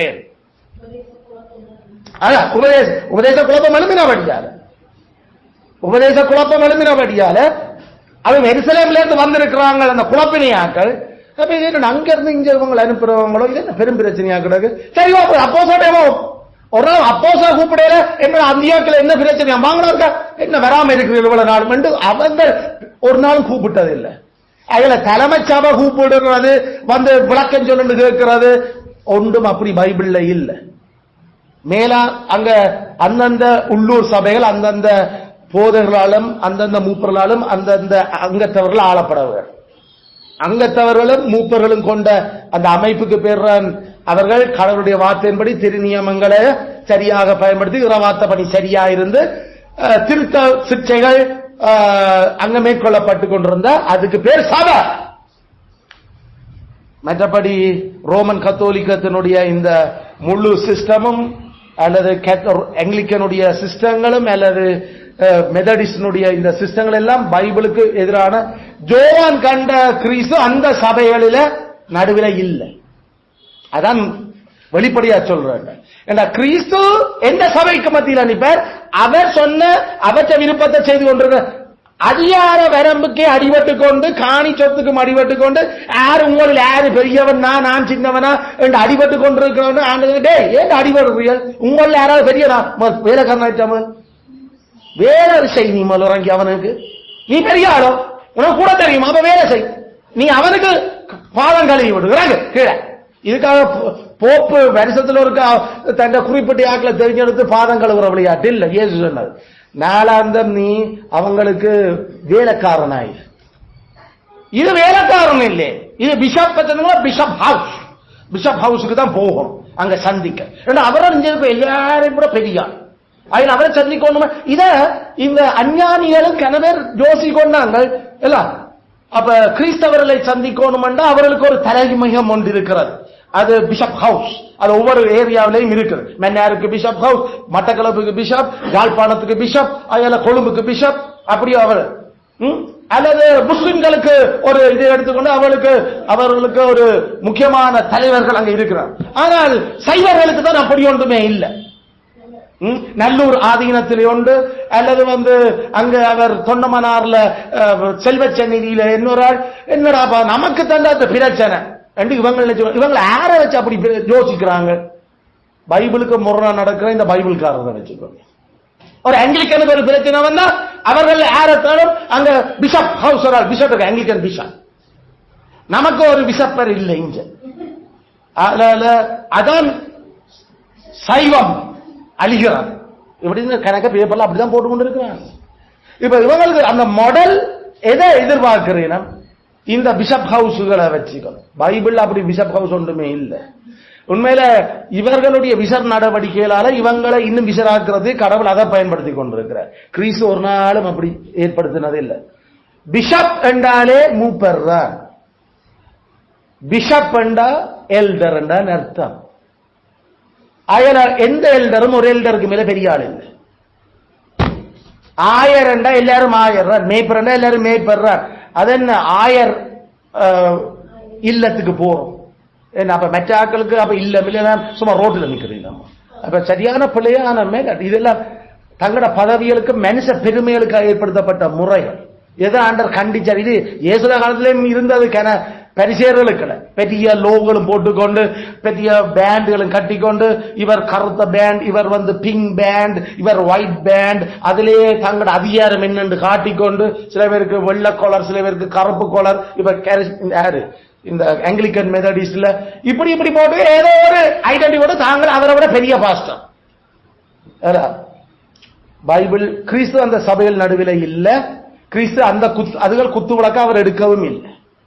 அதனால நாமல் ஒரு நாள் இந்த மாதிரி வேதத்துக்கு புறனாக பிள்ளையாக நடந்து கொண்டு ஆக்களுடைய அந்த உஜுவங்களை வச்சுக்கொண்டு ஒரு முடிவு எடுத்து இப்படித்தான் ஆக்கம் சேர்ச்சேன்னு சொல்லி நோ நோ நோ கெத்தராமே. நாம இனி 7 சபையை பற்றி படிக்க போறோம். அந்த 7 சபைகளுக்கும் மனுஷகுமாரன் கடிதம் என்ன போகுதுன்றதை படிக்க பார்ப்போம். அது முழுக்க முழுக்க நமக்கு சொல்ல தந்த அதான் நமக்கு இன்னும் கூட வேணுமே. அவர் அந்த செய்தி சொல்ல வலிக்கிற கிறிஸ்து அதை எங்களுக்கு சொல்ல, நாங்கள் அதை கேட்டு இன்னும் அவருடைய சேவர்களாக கவனமாய் வாழ ஆண்டவர் உதவி செய்ய வேண்டும். ஆமென், ஆமென்.